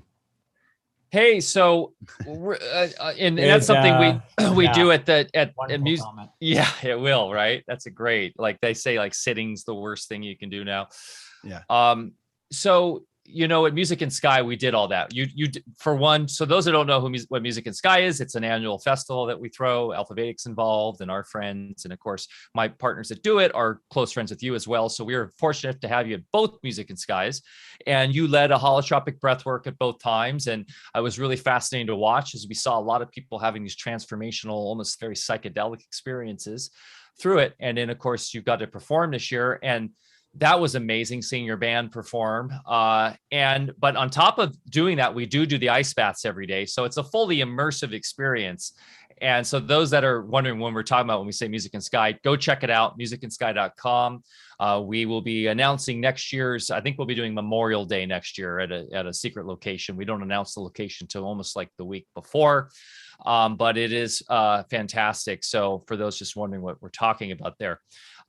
One thing though at Music in Sky this year that was a concurrent theme was Western mysticism, something that seemed to be coming up a lot. And maybe you could even tell the story that Britt and your partner had, because you guys actually this year at Music in Sky did more than even your talk at your workshop, is you guys had this amazing tea tent there behind the back, kind of over by the main stage, where you guys were doing workshops and late night kind of acoustic music. And David Avocado Wolf was in there holding court for like 3.5 hours one night, just going deep and all sorts of stuff. But one thing that we were talking about was it seemed like the Essenes and this Western mysticism was really prevalent on the land there. And maybe this is the final kind of stuff we can talk about. We're kind of running up on time here, but I know this has been something you've been kind of delving into along with your partner, Britt, and something I'm very passionate about of late. Also, Josh Del Sol, who is a partner of mine with the Reunion Summit, who is there. A lot of people, I mean, of course, David Avocado Wolf, he talks about Rudolf Steiner, and how that relates to classical Western mysticism. What does that mean for you? And how did you get into the Essenes? Well, I'm also a recovering Catholic. I went to a bunch of Catholic schools growing up, and while I never, ever, and personally in my life, I never rejected God or Christ personally, but I always knew the church was BS, and it seemed like people were either like, where I grew up, people were either like all for the church or they were atheist. And I seemed to be like the only person sort of in the middle. I was like, well, just because the church is full of crap doesn't mean that God's fake, you guys, or, so I'm getting into the breath work and getting into the healing and the urine therapy and all this stuff. It's like, I really found a lot of respect for India and Hinduism and Tibet and what they have brought to the mainstream. And it seems like all the stuff surrounding Jesus is like a mystery, So there's this other version of Jesus that I came across that a buddy of mine said, oh yeah, you don't know about the Essenes? Yeah, Jesus was an Essene, and the Essenes were these Jewish guys, and they were sort of like this enlightened group of Jewish dudes who grew their food and lived in a community. It's like they were sovereign but had community. So apparently Jesus is part of, there's another version of Jesus where he was instructed to teach these Essenes, and I think he actually might come from the Essene lineage as well. Very new to this. So basically what happened, I went to Essene.com. I started reading the Essene Gospel of Peace, and as I'm reading it, I'm thinking, oh my God, they're talking about 5-element breath work. I mean, it blew my mind that Jesus wrote a book about 5-element breath work. That's hard for even me to digest. So I went around telling people that. I'm like, yeah, I think they're talking about 5-element breath work. Not 100% sure I was right or not. When I learn about something new, I just want to tell everybody before I even have studied it myself. So I'm reading this book last year. It's called Breaking the Death Habit by Leonard Orr. And I sold this at Music and Sky. So I highly recommend anybody in the breathwork get this Leonard Orr book. So I'm reading this book, and Leonard Orr says very casually in the book, and Jesus wrote a great book about spiritual cleansing in the Essene Gospel of Peace. It's all about breathwork. So he confirmed it for me. So my teacher's teacher confirmed that the Essene Gospel is in fact about breathwork, fasting, eating raw food. It's all right there. It's pretty easy to read. And so I bookmarked a page from it. If we got time, if I can read a paragraph, is that all right? Yes, please. Absolutely. Do. Okay. So just really quick. So as I want to talk more about the 5-element breathwork, but I know we have limited time. So as we mentioned that you can breathe with each element. So we call it, element of water, element of earth. But in this book, they call it the angel of air, the angel of earth. And the context is very much about the elements. So basically, they're just referring to the elements as angels. So here we go. So this is a few pages in the first chapter, or I'm sorry, the book 1 of the Essene Gospel of Peace.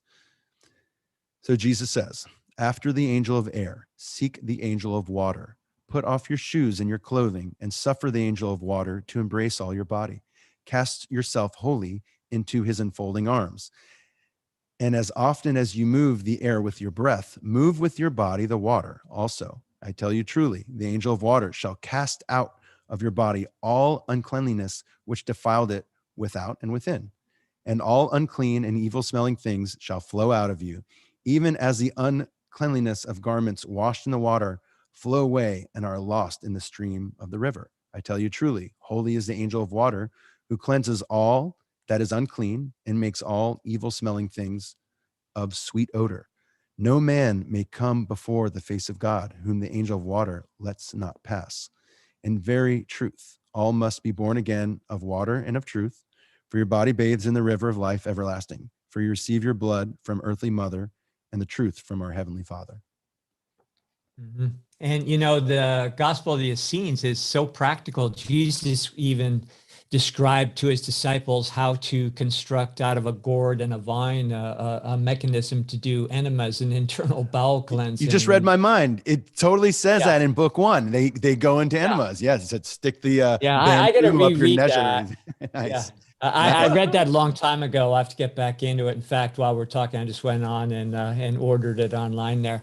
And, you know, when we talk about angels in there, we forget the Vatican changed the word angles into angels. And what Jesus, I believe, is talking about is the angles. You know, this gets into the original structure of the scriptures, the Bible. And we're talking about the signs of the zodiac, which are nothing more than the angulations that create the resonance that then affect us. And, you know, and then each of those angles is related to different cell salts and so forth. So the Bible, in reality, and included in the Gospel of the Essenes, is about telling us how to rebuild the Temple of Solomon. It's all about the temple, which is the human body. The Masons were about rebuilding the human body because they knew if the body had all of the elements that it needed, then it would be able to reconstruct itself in perfection. And then, of course, we would be able to perceive into those higher bandwidths, which would, you know, help us reach so-called enlightenment. So all of these things have been with us from the start, except our friends in the Vatican and myself being a recovering Catholic. You know, they pretty much occulted everything, so we wouldn't know just the simplicity of what we're here to do in the first place and how easy it would be. Yeah, exactly. It is very simple. And that's what's so mind blowing about, that's what makes me such a genius. I keep everything so simple and I'm just a regular guy. So this, yeah, totally. And geez, I mean, like you said, they mention, they mention enemas. They mention doing breath work while fasting, which is very fascinating because I've done scientific research on holotropic breath work while fasting for 5 days. So I did a small retreat a couple years ago. I got 5 people. We did a juice fast and we did holotropic breath work every day with the elements. And we did thermography pictures before and after the retreat. And everyone had less inflammation. And I haven't posted it yet on my website, but I will because this is fascinating work. And when I read in the Essene Gospel of Peace that Jesus specifically says, fast, take off your clothes, go in the woods, start breathing deep.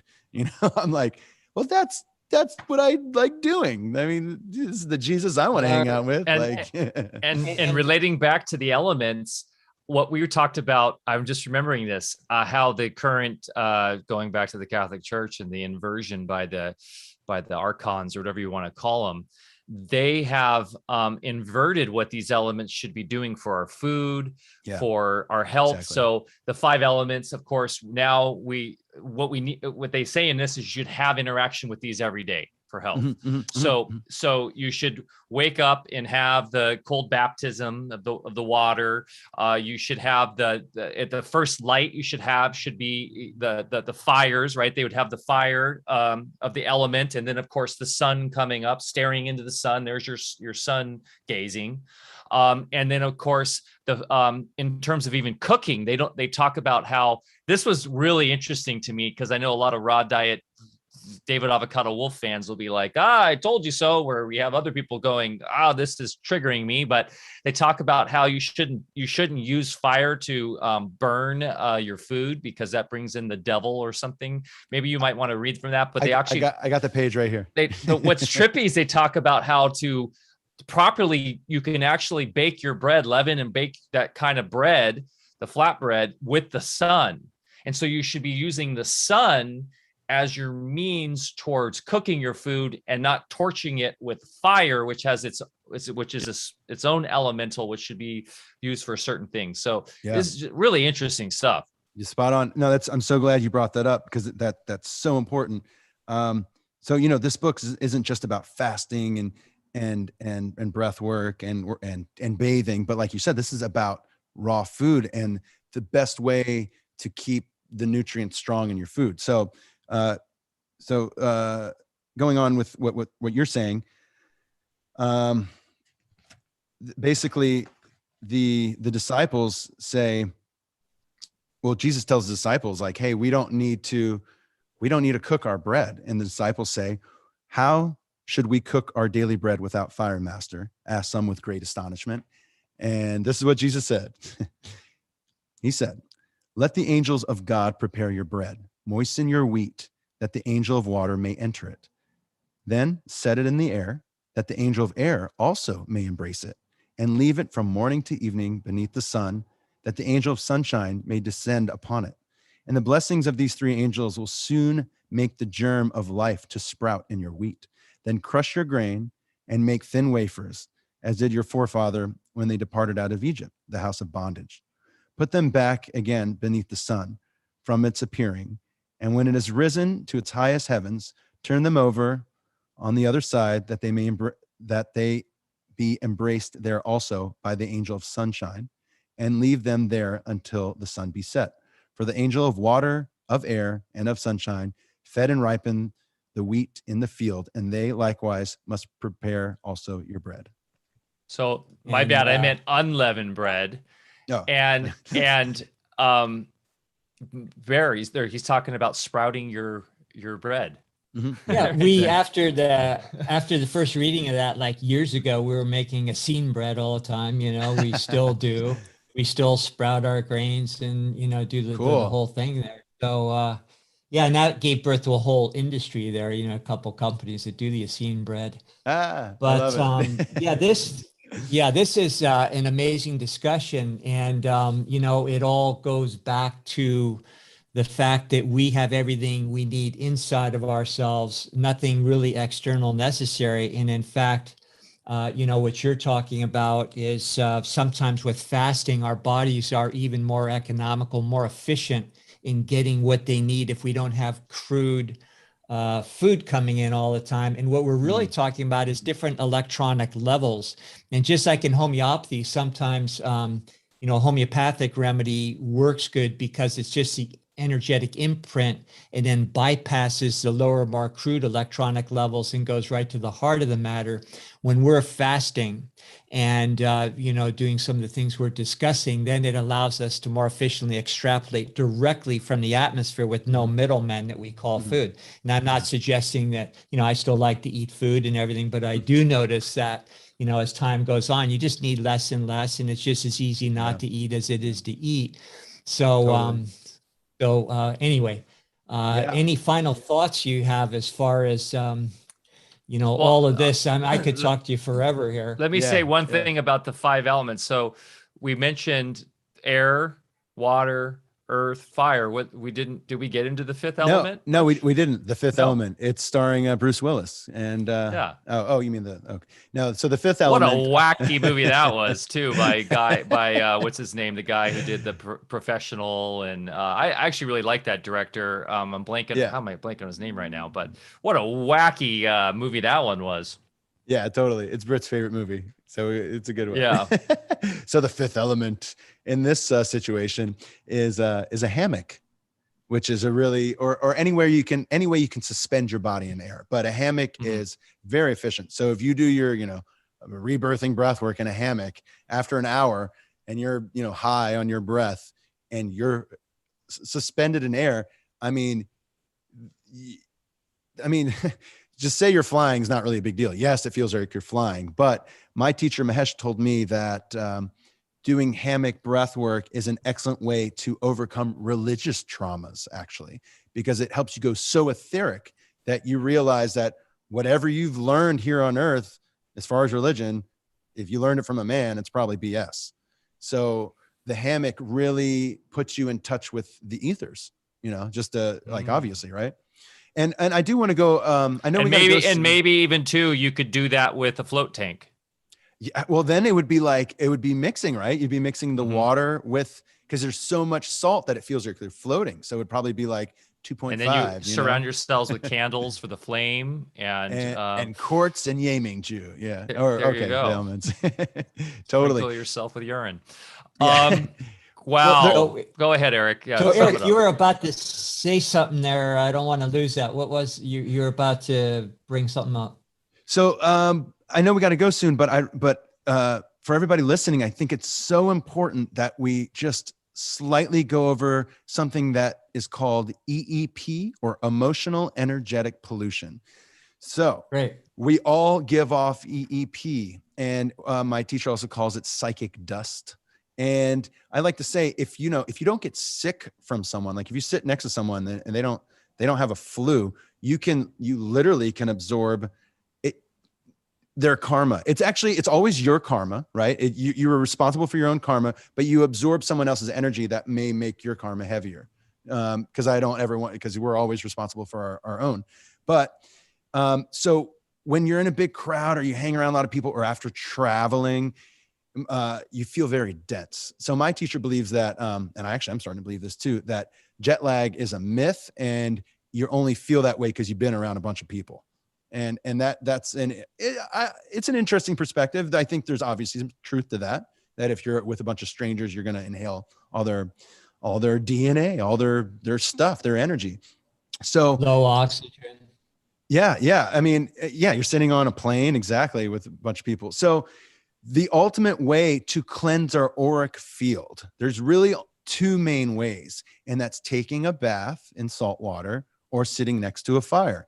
Now, doing breath work, I feel like it doesn't really clear our auric field. It does a bit, but I really feel like we're doing more of the internal work. So that's why for me, breathing next to a fireplace it's life-changing. My teacher Mahesh told me when I left Haidakhan ashram 2 years ago, and he said, Erik, make sure that you spend every day in front of a fire for 30 days. See how you feel. I was like, all right, I'll do that. And oh my Lord, if you sit in front of a fire every day, you're always burning off the emotional energetic pollution that you pick up from people on the daily. And then I deal with people better. I'm lighter. I don't get so caught up on things. I'm just easier to deal with when I'm sitting in front of a fire every single day. And for me, that's just been, Leonard Orr said that he's healed his cancer by like going out into a house in the woods and for a year and just being in front of a fire for a year and doing breath work for a year and eating light in front of a year. He claimed that helped cure his cancer. And I believe him. Leonard Orr beat his cancer naturally many times because he learned breath work. He would go out and tour the world and teach breath work while absorbing everybody's energy. And then he would get sick and have to retreat for a little while. Now that's Leonard Orr's journey. Now on a parallel reality, Babaji does the same thing. Babaji, the legend has it, Babaji would go, he'd come out of the cave, he'd go into the villages, he would teach. And within 20 years, he'd look like an old man. And then he'd be like, sorry, guys, I got to go, because he knows better. He knows not to get cancer. Leonard Orr is still, he was a human. but even though Babaji was a human, he was the incarnation of God and he understood everything. And I don't think he ever allowed himself to get to the place where he got cancer because he didn't even suffer. So this other guy, Haidakhan Babaji, claims he is Mavatar Babaji. Leonard Orr believes that fully. Some people don't. I understand how controversial that is. This is what I personally believe, just through my experience by going to Haidakhan and talking to his devotees and then reading about Mavatar Babaji. This is what I believe. I believe Mavatar Babaji and Haidakhan Babaji shares consciousness. I think they're different bodies. They have the same memory, apparently, because that's Haidakhan Babaji was blowing everybody's mind, reciting Sanskrit, doing these things that were absolutely impossible. Is Haidakhan Babaji, is he still around? So he appeared out of nowhere in 1970 when he was about 20, and then he passed at about 32 in 1984, a month after I was born. And that was the last physical sighting of Haidakhan Babaji. And what's funny is he was in perfect health. He was a yogi, teaching people breath work, and then he died at 32 from a heart failure. But he told everybody, he said, this is just a body. Don't even think anything of it. Kind of like Yogananda. Before Yogananda checked out, he was like, all right, guys, and I'm going to die. Love you. And click. Yeah. Yogananda went out young too, in his 50s, I think. Oh, wow. So a lot of these guys, they're so tapped in the ethers that they can literally, they see when death is coming, but I also believe that they do it consciously. They can actually turn off a nerve. They can turn off one of their nadis just because they're that awesome, Mm-hmm. So really, it really has nothing to do with death. It's just how long we're supposed to be here. Did we fulfill our mission? And we're so hung up on external things doing things to us that it really is not what's going on in the first place. And then even concepts like cancer, cancer in my experience, is a cure. It becomes very problematic when we have a belief system about it, and when we are lacking the resources for that cure to go full circle and do what it's intended to do. And there's a reason why those things kind of don't come and go as readily as they used to. But either way, there's nothing but life. And of course, it's not about this death cult that we've been brought in. It's really the old saying, we're more afraid to live than we are, to die. Yeah. Totally. And to take it back to the elements, it's interesting, maybe an aspect of why we're getting so hung up with this, the cancers of today, is that we're not releasing back into the elements like we used to with the fire and the air. Now Erik and I were talking about this, the fire of now are LED lights. The air of now is air-conditioned internal environments. The water of now is fluoridated and chlorinated.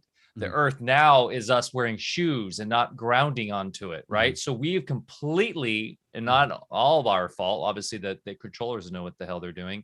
They've obfuscated and they've inverted and they've kept us away. So how I always like to end the show is why, like I say, take your shoes off, get your feet in the dirt, go outside, go for a hike. You're in the elements. You're getting the natural air. You're getting the sun.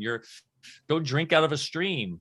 And that's how Mother Nature is here to give and give more and help us recharge and replenish and rejuvenate. So the earth is so abundant. We're so abundant here, aren't we? Yeah. I mean, we truly are. It's all abundance. Hey, man, this has been an amazing talk. I knew it would be, and I'd love to have you back to go deeper and stuff. We didn't even get into dreaming. And that is the whole thing that you're working on right now. So you have a program you're working on about lucid dreaming, and something we were going to get into today. So we'll have to have you back. Okay. Because we're already over 2 hours. And super important to get into. So lucid dreaming is so fundamental. And I can give a couple tips. I can give a couple tips if we got for the audience. We'll come back and we'll do a whole show. Couple tips. We'll do a whole show on. Yeah. Because we got to go. Okay. Please end with that. All right. First of all, if you want to lucid dream, no cannabis. Second, meditate in the morning. If you meditate for an hour or just sit still an hour before the sun rises, that's one good thing I learned about Bhajan Yoga. You will tap right into lucid dreaming. If you meditate every day before the sun rises, I guarantee you will. Lucid dreaming is actually just a side effect or byproduct of doing deep internal work, which is, working on concentration, cleansing the body, yoga initially. Have a dream journal, life-changing. Make sure it's right by your bed. Wake up, write it down. And another last technique I'll give you guys, a reality check. So throughout the day, just say, am I dreaming? And then answer the question. Am I dreaming? No. And if you're implanting that question into your subconscious, so eventually in your dream, you'll say, hey, am I dreaming? Yes. And then you'll become lucid right there and then. Yep. It's a Western technique, but you mix those Western techniques with a little morning meditation and breath work, and you've got it. And I've just created my first breathwork and lucid dreaming program at my website, aquarianalchemy.org. And this is, I haven't seen anyone take breath work like Wim Hof style and mix it with lucid dreaming techniques. So I think I'm the first person to do it. And the way I've created this course, it's a 5-week course. It's so brilliant because it's so simple. And we can talk more about it next time. I know we got to go. Yeah. Well, I want to do the course. Cool. And I think part of lucid dreaming is getting super clean with your diet and your consciousness. No alcohol, no cannabis. Caffeine too can disrupt it. Yes. And essentially being, I know people that have done more of a fruitarian diet seem to be able to go out of body and have lucid dreaming better. My kids are really into it. I work with them on it. I'm getting back to my dream journal. My kid was just telling me how when he was we talked about looking at your hands in their dream. And if you can look at your hands, you can initiate that knowledge that you're in a dream. And my older son was telling me he saw his hands a couple days ago in a dream, and they were like static, like kind of a TV that's on a channel that's just static. It was like black and white static of his hands. And then boom, he was like, he knew he was in a dream. And then he woke up and he was like coming to tell me. And then I wasn't there. And then he was still in a dream. He was like in a dream, and he couldn't get out of the dream. So Carlos Castaneda stuff. Did he turn into a coyote as well? I know, right? His spirit animal. Interesting that you just said coyote spirit animal. I just had a big experience with a coyote spirit animal. So cool coincidence. And we were just watching Golden Compass. We watched that bear last Friday night for movie night. So we're getting into our demons and who our spirit animal is. And by the way, I found out HBO had 2 seasons because they never did the sequel to the Golden Compass movie because it was kind of a flop, I guess. There's a lot of drama in that. But I guess HBO has taken the whole book series and they're doing it as a whole mini series kind of thing. Oh, they're great. Yeah. Are they on season 3 now? I don't know. So you've been watching it? I didn't even know this. I've been so out of tap with books too. Yeah. So anyways, hey, Erik, any parting words for community? aquariumalchemy.org is the website. We'll put it in the show notes below. Any final, any kind of notes or final parting words for our community here? I should have the lucid dreaming breathwork course finished within a week or so. By the time this airs on Spotify, it might be done. But if you just go to aquarianalchemy.org, sign up for my newsletter, we'll let you know as soon as it's ready. And cool. And we're mixing Wim Hof method with Bastrika, with conscious connected breathing, with focusing on items and intentions. And we're just working on breath and our visualizations and how those 2 things combine. And that's part of the course. So sign up for the newsletter. Amazing. It's going to be fun. I just signed up for it, and I can't wait for the breath work along with the dreaming I'd love to see how you combine that. So, and I play the music I also play the music, and it's in G sharp. So G sharp is, I like to call it the nose chakra is what I call it. Oh, cool. And maybe because it is metal that has to do with upper respiratory. Oh yeah. Hey, Erik, I was going to say maybe too down the line when we have some more time, maybe next week, you could do a little 15-minute recording for our co-op. I'm trying to do that more. We have an amazing co-op. I didn't even plug any of our stuff really today. So if you're new to Alfa Vedic, check us out at alfavedic.com, alfavedic.com. We've got an amazing community on Telegram, t.me/Alfa Vedic. And we're on Discord, alfavedic.com/Discord. And finally, we have an online co-op, patreon.com/Alfa Vedic. I'm trying to put more stuff up there that's unique to that. Besides, like, we do a lot of really cool, like, digital ebooks and really fascinating full spectrum information on there for our co-op members and our Patreons. But I do have a giveaway coming out from Leela.